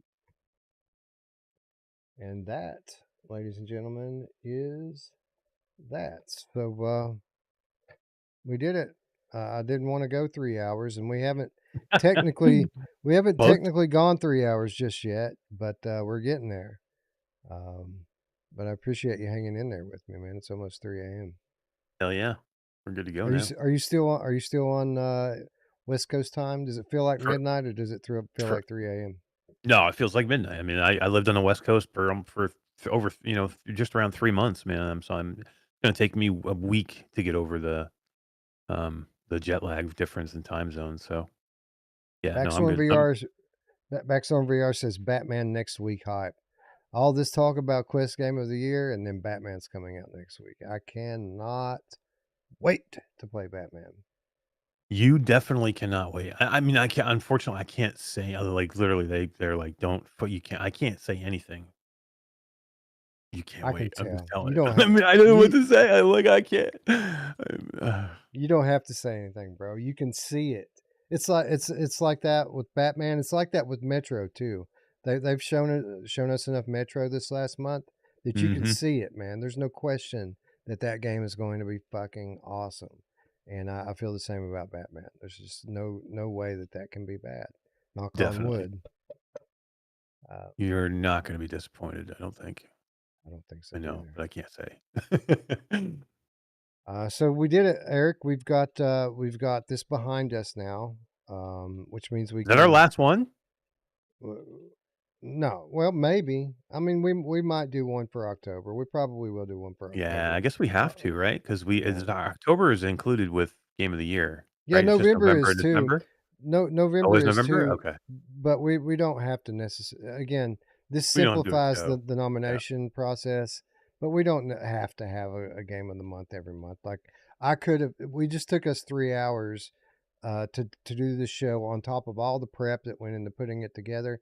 I could have looked at this list of games and said Into the Radius won that one, hmm Chernobyl Again and Subside here, Metal Hellsinger and Escaping Wonderland. I could have done that and save us probably 7 hours of time from the last week. But we didn't because people like doing this and it's fun. So I like doing it. We'll probably do one for October as well because there are so many good games coming out in October. The ones we already listed and the ones that are coming up next week. Yeah, I'm looking forward to it. So, again, you know what we may do, Eric? I don't know if you're available on Monday night or Tuesday night.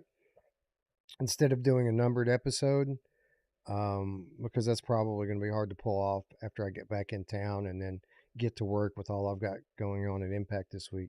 Maybe we just do like a Strangers in the Night style gameplay on Monday or Tuesday even, and we play some of these October releases. Arizona Sunshine, Into Black, what have you. Maybe we just do a gameplay stream period and we don't even do podcast style. I would Um, love to do that. I mean, and then we're playing games, man. I'm down for sure. yeah. So we'll try to get back on the air before Saturday. But if we don't, uh, mark it down in your calendar. Um, 6 p.m. Eastern Time, 3 p.m. Pacific Time, Saturday, October 26th will be the annual Here They Live stream. It'll run from about 6 p.m. to midnight here on the East Coast, 3 p.m. to about 8 or 9 on the West Coast. And again, with developer commentary from start to finish from a good portion of the development team. So make That's sure gonna that be you're badass. around for that. It is going to be awesome. Anyway, that's our show this week. I want to thank everyone who showed up, stayed up late, or got up early to hang out with us. Thanks to everyone who voted in the polls and everyone that's been patiently hanging out while we're scrambling to get our heads on straight here with the absence of our brother. We're getting there, right? It's starting to feel a little bit more normal for me to run the show, even though I am clicking in Discord. Uh, every time it bings, I'm going and That's clicking on funny. shit. Um, Yeah.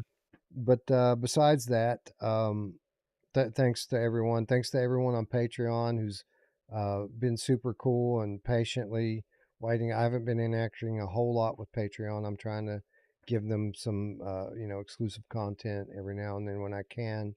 But obviously, I'm not doing the show notes anymore because we're not doing those shows. And even when we are doing those shows, I don't have time to do like the cutting room floor and stuff anymore. So thank you to everyone. I would have assumed that someone had dropped off from the Patreon in the time that I'd been away from doing anything on there, and I went back in last week, and not one person had left. So that's amazing. I Oh yeah, that's really awesome. appreciate the support. You know, I started talking last week, Eric, about how I'm saving up. I want to try to get a 50 series graphics card, and these people started throwing tips at me like I got $200 worth of tips while I was playing Visage last week. That's awesome. Yeah. Oh So yeah. so a Well, few want more to of those help, man. shows, and we'll get a 5090. It'll be nice. There you go. It's Anyways, people want to help and they appreciate all the work. I mean, again, we don't nobody does this to make money. Like nobody's making money here. You know what I mean? We do this right, because we love doing it, and you put way more hours in than you'll ever get a dime out of. So yeah, it's nice for people to help out, and yeah. they appreciate you. So So yeah, I appreciate you all. Those who subscribe, those who just show up. Please, if you haven't already, click the subscribe button. That way you can be notified when we go live. And if you want to hang out and talk to us, join the Discord. You'll find an invitation to that in the description down below. And with that said, friends, I'd like to thank you all once again for watching. For Eric, I'm Wes. We'll see you next time. Bye bye. Have a good weekend. take it easy.